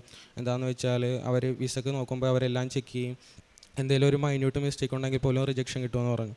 അങ്ങനെ ഞാൻ അവിടെ കൊടുത്തു. അപ്പോൾ അവർ പറഞ്ഞ് നീ എന്തായാലും വെയിറ്റ് ചെയ്യ്, ഇപ്പോഴത്തെ അവിടെ എന്ന് വെച്ചാൽ ഓഫീസിൽ നല്ല തിരക്കുള്ള സമയമാണ്, റെഡിയാക്കി കിട്ടാൻ വേണ്ടി ഭയങ്കര പാടായിരിക്കും എന്ന് പറഞ്ഞു. ഞങ്ങൾ പ്രാർത്ഥിച്ച ഫലമായിട്ട് 12 ദിവസം കൊണ്ട് അത് അവർ റെഡിയാക്കി തന്നു. പിന്നെ ഞാൻ ആ ഒരു ടെൻഷൻ കാരണം പിന്നെ ബാക്കിയുള്ള ലാസ്റ്റ് പേപ്പർ മാത്രം ചെക്ക് ചെയ്യാൻ വിട്ടുപോയി. അങ്ങനെ വിസയ്ക്ക് ഇൻ്റർവ്യൂ കിട്ടി. ബാംഗ്ലൂരിലേക്ക് പോകുന്ന വഴിക്ക് ഞാൻ ഒന്നുകൂടി എൻ്റെ പേപ്പറെല്ലാം കൂടി ഒന്നുകൂടി ചെക്ക് ചെയ്ത് നോക്കിയപ്പോൾ ലാസ്റ്റ് പേജിൽ അവരുടെ ഒരു സീലും കൂടി മിസ്സിങ് ആണ്. അപ്പോൾ തന്നെ മൊത്തം ടെൻഷനായി. അപ്പോൾ അമ്മയൊക്കെ പറഞ്ഞ് അവിടേക്ക് വിളിച്ച് നോക്കുമെന്ന് പറഞ്ഞു. ഞങ്ങൾ പ്രാർത്ഥിച്ചാണ് അങ്ങോട്ട് വിളിച്ചുകൊണ്ടിരുന്നിട്ടും അവരെടുക്കുന്നില്ല. ഒരു 5-8 വട്ടം വിളിച്ചു, എന്നിട്ട് അവരെടുക്കുന്നില്ല. അവിടുത്തെ ടൈം ഡിഫറൻസ് കൊണ്ട് നേരം വെളുത്ത് വരുന്നേ ഉണ്ടായിരുന്നുള്ളൂ. അപ്പോൾ ഞാൻ അങ്ങോട്ട് ചോദിച്ചപ്പോൾ അവർ അനക്കമില്ലാത്തതുകൊണ്ട് ഞാൻ എൻ്റെ ആ ഫ്രണ്ടിനെ തന്നെ വിളിച്ചു. അപ്പോൾ അവൾ പറഞ്ഞു ഞാൻ ആ മാമുമായിട്ട് ഒന്ന് മെസ്സേജ് അയച്ച് നോക്കട്ടെ, കിട്ടുമോയെന്ന് അറിഞ്ഞുകൂടാമെന്ന് പറഞ്ഞു. അങ്ങനെ അവൾ കിട്ടുന്നില്ല, അടുത്തൊരു മാമിൻ്റെ നമ്പർ തരാം, ആ മാമിന് മെയിൽ അയച്ച് നോക്കുമെന്ന് പറഞ്ഞു. അങ്ങനെ ഞാൻ മെയിൽ അയച്ചപ്പോൾ മാം പറഞ്ഞു ഇത് എനിക്ക് ചെയ്യാൻ പറ്റത്തില്ല, മറ്റേ മാമിന് തന്നെ ചെയ്യാൻ പറ്റത്തുള്ളൂ എന്ന് പറഞ്ഞു. അങ്ങനെ ഞാനപ്പോൾ ടെൻഷനായിട്ട് മാമിൻ്റെ അടുക്ക് പറഞ്ഞപ്പോൾ മാം പറഞ്ഞ് ഞാനൊന്ന് ഡിസ്കസ് ചെയ്യാൻ നോക്കട്ടെ മറ്റുള്ളവരുമായിട്ട് എന്ന് പറഞ്ഞ് പോയി. കുറച്ച് കഴിഞ്ഞപ്പോൾ വന്നിട്ട് പറഞ്ഞു ഇത് ഞങ്ങളുടെ ഭാഗത്തുനിന്ന് പറ്റിയ തെറ്റാണ്, ഞങ്ങളപ്പോഴും നല്ലപോലെ പ്രാർത്ഥിച്ചുകൊണ്ടിരിക്കുകയായിരുന്നു, ഞാനും അമ്മയും നിരന്തരമായിട്ട് കൊന്ത ചൊല്ലിയും വിശ്വാസ പ്രമാണം എത്ര എന്തെല്ലാം മാതൊക്കെ ചൊല്ലി പ്രാർത്ഥിച്ചുകൊണ്ടിരിക്കുകയായിരുന്നു. മാം വന്നിട്ട് പറഞ്ഞു ഇത് ഞങ്ങളുടെ ഭാഗത്തുനിന്ന് പറ്റിയ മിസ്റ്റേക്കാണ്, ഇവിടുത്തെ കോൺട്രാക്റ്റിൽ സീലുണ്ട്, നിനക്ക് അയച്ചതിലാണ് സീലില്ലാതെ വന്നത്, ഞാനത് PDF ആയിട്ട് നിനക്ക് അയച്ചു തരാം, നീ അത് കളർ പ്രിൻ്റ് ഔട്ട് എടുത്ത് അവിടെ കൊടുത്താൽ മതിയെന്ന് പറഞ്ഞു. അങ്ങനെ ഞാൻ അത് അവിടെ കൊണ്ട് സബ്മിറ്റ് ചെയ്തപ്പോൾ എൻ്റെ ഒരു ഫ്രണ്ട് പറഞ്ഞു ലാംഗ്വേജ് വാലിഡിറ്റി ഇപ്പോൾ 1 ഇയർ ആണ്, എന്തായാലും നിൻ്റെ 1.6ഉം 1.4ഉം 1.3 ആണല്ലോ, അപ്പോൾ റിജക്ഷൻ കിട്ടാൻ നല്ല ചാൻസ് ഉണ്ട്. എന്താണെന്ന് വെച്ചാൽ ഇപ്പോൾ കൂടുതൽ ഇൻടേക്ക് അങ്ങോട്ടുള്ളത് കൊണ്ട് അവർക്ക് ഈ ലാംഗ്വേജ് അറിയാൻ പാടില്ലാതെ പിള്ളേർ ചെല്ലുന്നതുകൊണ്ട് കുറേയൊക്കെ ക്യാൻസൽ ചെയ്യുവാണെന്ന് പറഞ്ഞു. അപ്പോഴും ടെൻഷനായി. അപ്പോൾ അമ്മയും ഞാനും എല്ലാവരും കൂടി പ്രാർത്ഥിച്ചു. ഞാൻ എപ്പോഴും പള്ളിയിൽ പോകുമ്പോഴും പ്രാർത്ഥിച്ചു. അങ്ങനെ പ്രാർത്ഥിച്ച് കഴിഞ്ഞ ആഴ്ചയിൽ എനിക്ക് വിസ വന്നു. ഞാൻ ഈ ലാസ്റ്റ് വീക്കിൽ പോവുകയാണ്, ഈ ആഴ്ച ലാസ്റ്റ് പോവുകയാണ്. പ്രേക്ഷിത പ്രവർത്തനം എന്ന് പറയുമ്പോൾ ഞാൻ വഴിയോരത്ത് കാണുന്ന ആൾക്കാർക്ക് സാമ്പത്തിക സഹായിക്കുകയും പിന്നെ എനിക്ക് പറ്റുമ്പോഴൊക്കെ ഞാൻ ഇൻ്റർനെറ്റിൽ വചനത്തിൻ്റെ വീഡിയോ എടുത്ത് ഇങ്ങനെ പോസ്റ്റ് ചെയ്യാറുമുണ്ട്. കുമ്പസാരിക്കുന്നത് ഞാൻ മാസത്തിൽ പറ്റുമ്പോൾ ഒരിക്കലെങ്കിലും മാക്സിമം പോയി കുമ്പസാരിക്കാൻ നോക്കുന്നുണ്ട്. പണ്ട് ഞാൻ ഓൾട്ടർ ബോയ് ആയിരുന്നുകൊണ്ട് മിക്കപ്പോഴൊക്കെ തന്നെ കുമ്പസാരിക്കാൻ പോകുമായിരുന്നു. പിന്നെ എല്ലാ ദിവസവും തന്നെ പള്ളിയിൽ പോകും. പിന്നെ എപ്പോഴും പ്രാർത്ഥിക്കുകയും കിടക്കുന്നതിന് മുമ്പ് കൊന്തയൊക്കെ ചൊല്ലുകയൊക്കെ ചെയ്യുമായിരുന്നു. ഈശോയ്ക്കും അമ്മയ്ക്കും എനിക്ക് ചെയ്തെന്ന അനുഗ്രഹങ്ങൾക്ക് 1000 നന്ദി. ഹെബ്രായർക്ക് എഴുതിയ ലേഖനം 6-ാം അധ്യായം 17-ാം തിരുവചനം. ദൈവം തൻ്റെ തീരുമാനത്തിൻ്റെ അചഞ്ചലത വാഗ്ദാനത്തിൻ്റെ അവകാശികൾക്ക് കൂടുതൽ വ്യക്തമാക്കി കൊടുക്കാൻ നിശ്ചയിച്ചപ്പോൾ ആ ശപഥത്താൽ ഈ തീരുമാനം ഉറപ്പിച്ചു. ദൈവത്തിൻ്റെ വലിയ വലിയ തീരുമാനങ്ങളാണ് നാം ഓരോരുത്തരും രക്ഷിക്കപ്പെടുന്ന അനുഭവങ്ങളായി പ്രത്യക്ഷീകരണ സാക്ഷികളായി അൾത്താരയിലേക്ക് കയറി വരുന്നത്. പരിശുദ്ധ അമ്മ ഈ അൾത്താരയിൽ പ്രത്യക്ഷപ്പെട്ടപ്പോൾ ജോസഫ് അച്ഛനോട് പറഞ്ഞത് അതുതന്നെയാണ്, ദുരന്തം ഉണ്ടാകാൻ പോകുന്നു, പ്രാർത്ഥിക്കുക. പരിശുദ്ധ അമ്മ തന്നെ നമ്മുടെ ദുരന്തങ്ങൾക്കെല്ലാമുള്ള ഒരു റെമഡി അമ്മ നൽകുകയുണ്ടായി. അതാണ് ഉടമ്പടി എന്ന ഒരു വലിയ പ്രാർത്ഥനാ പദ്ധതി. അതുൽ എന്ന മകൻ ഇവിടെ അൾത്താരയിൽ വന്ന് സാക്ഷ്യം പറയുന്നത് തൻ്റെ ജീവിതത്തിൻ്റെ ഒരു വലിയ ദുരന്താവസ്ഥയിലായിരുന്നു. B2 പഠിച്ചുകൊണ്ടിരിക്കുമ്പോൾ വലിയ പ്രതീക്ഷയോടുകൂടിയാണ് എല്ലാ എക്സാം ടൈമുകളും മൊഡ്യൂളും എഴുതുകയും അറ്റംപ്റ്റ് ചെയ്തതും. പക്ഷേ വലിയ പ്രതീക്ഷയോടുകൂടി പോയി ഒരു മൊഡ്യൂൾ പോലും പാസ്സാകാതെ ഇറങ്ങിപ്പോരേണ്ട ഒരു വലിയ അവസ്ഥയിൽ ഇനി എൻ്റെ യോഗ്യതകളിൽ എനിക്ക് അഭയം തേടാൻ സാധിക്കുകയില്ല, പരിശുദ്ധ അമ്മയ്ക്ക് മാത്രമേ എന്നെ ഈശോയുടെ അടുത്തേക്ക് എത്തിക്കുവാൻ സാധിക്കുകയുള്ളൂ എന്നുള്ളൊരു വലിയ അവസ്ഥയിൽ ഈ മകൻ ശക്തമായി പ്രാർത്ഥിക്കുവാനും കാരുണ്യപ്രവൃത്തികൾ ചെയ്യുവാനും ഈശോയെ കൈമാറുവാൻ തുടങ്ങിയപ്പോഴാണ് ജീവിതത്തിലെ ഒരു വലിയ അത്ഭുതം ഇവിടെ നടക്കുന്നത്. എവിടെയെല്ലാം ഈ മകൻ ഇൻ്റർവ്യൂവിന് പോയി, എവിടെയെല്ലാം പരീക്ഷകൾ എഴുതിയോ അവിടെയെല്ലാം പരിശുദ്ധ അമ്മ കൈപിടിച്ചുകൊണ്ട് വളരെ വളരെ നല്ല രീതിയിൽ പരിശുദ്ധ അമ്മ ഈശോയുടെ അടുത്തേക്ക് കൊണ്ടുപോയി ഈ മകനാവശ്യമായ എല്ലാ സഹായങ്ങളും എല്ലാ അനുഭവങ്ങളും എല്ലാ ആധ്യാത്മികതയും നിറച്ചു കൊടുത്ത് എപ്പോഴും ഈശോയോട് ചേർന്നിരിക്കുവാനുള്ള വലിയ കൃപയാണ് നൽകിയിരിക്കുന്നത്. എനിക്ക് നന്ദി പറയുവാനും വളരെയധികം പ്രോത്സാഹിപ്പിക്കുവാനും തോന്നുന്നത് അതുലിൻ്റെ അമ്മയാണ്. അമ്മ പറഞ്ഞു, മകനെ നീ തന്നെ പ്രാർത്ഥിച്ച് നീ തന്നെ ഈ സാക്ഷ്യം പറയണം. അമ്മയുടെ ഒരു വലിയ കാൽവെപ്പാണത്. മക്കൾക്ക് വേണ്ടി പ്രാർത്ഥിക്കുന്നതോടൊപ്പം മക്കളെ പ്രാർത്ഥിക്കുവാൻ പഠിപ്പിക്കുന്ന ഒരു വലിയ ഉത്തമ ഉദാഹരണമാണ് നമ്മൾ ഈ അൾത്താരയിൽ കാണുന്നത്. അതുപോലെ തന്നെ അതുലിന് വലിയ പ്രതീക്ഷകളും വലിയ ഉത്തരവാദിത്വത്തോടു കൂടിയാണ് ഇന്ന് ഈ മകൻ ജർമ്മനിയിലേക്ക് പോകാൻ ഒരുങ്ങിയിരിക്കുന്നത്. നമ്മുടെ എല്ലാ മക്കളെയും, ജോലിയില്ലാത്തവരെയും വിസ ലഭിക്കാത്തവരെയും വിസയ്ക്കായി പ്രാർത്ഥിക്കുന്നവരെല്ലാം നമുക്ക് ഈ സാക്ഷ്യത്തോട് ചേർത്ത് വയ്ക്കാം. നമ്മുടെ ഉത്തരവാദിത്വം ജോലി ചെയ്യുക എന്നുള്ളതിനേക്കാൾ ഈശോയെ പ്രാപിക്കുകയും നിത്യതയോളം ഈ ഉടമ്പടിയിൽ ഉറച്ചു നിൽക്കുകയും ചെയ്യുക എന്നുള്ള ഒരു വലിയ ഉത്തരവാദിത്വത്തിൻ്റെ രീതിയിലേക്ക്, ആ കടമയിലേക്ക് നമുക്ക് കടന്നു ചെല്ലുമ്പോൾ ഈശോയ്ക്കും പരിശുദ്ധമ്മയ്ക്ക് എപ്പോഴും നന്ദി പറഞ്ഞ് ജീവിക്കാനുള്ള ഒരു കൃപയ്ക്കും കൂടി പ്രാർത്ഥിച്ചുകൊണ്ട് അതിലും കുടുംബത്തിന് ലഭിച്ച എല്ലാ അനുഗ്രഹങ്ങൾക്കും നന്ദി പറഞ്ഞുകൊണ്ട് നല്ലൊരു കയ്യടിയോടെ ഈ സാക്ഷി നമുക്ക് സമർപ്പിക്കാം.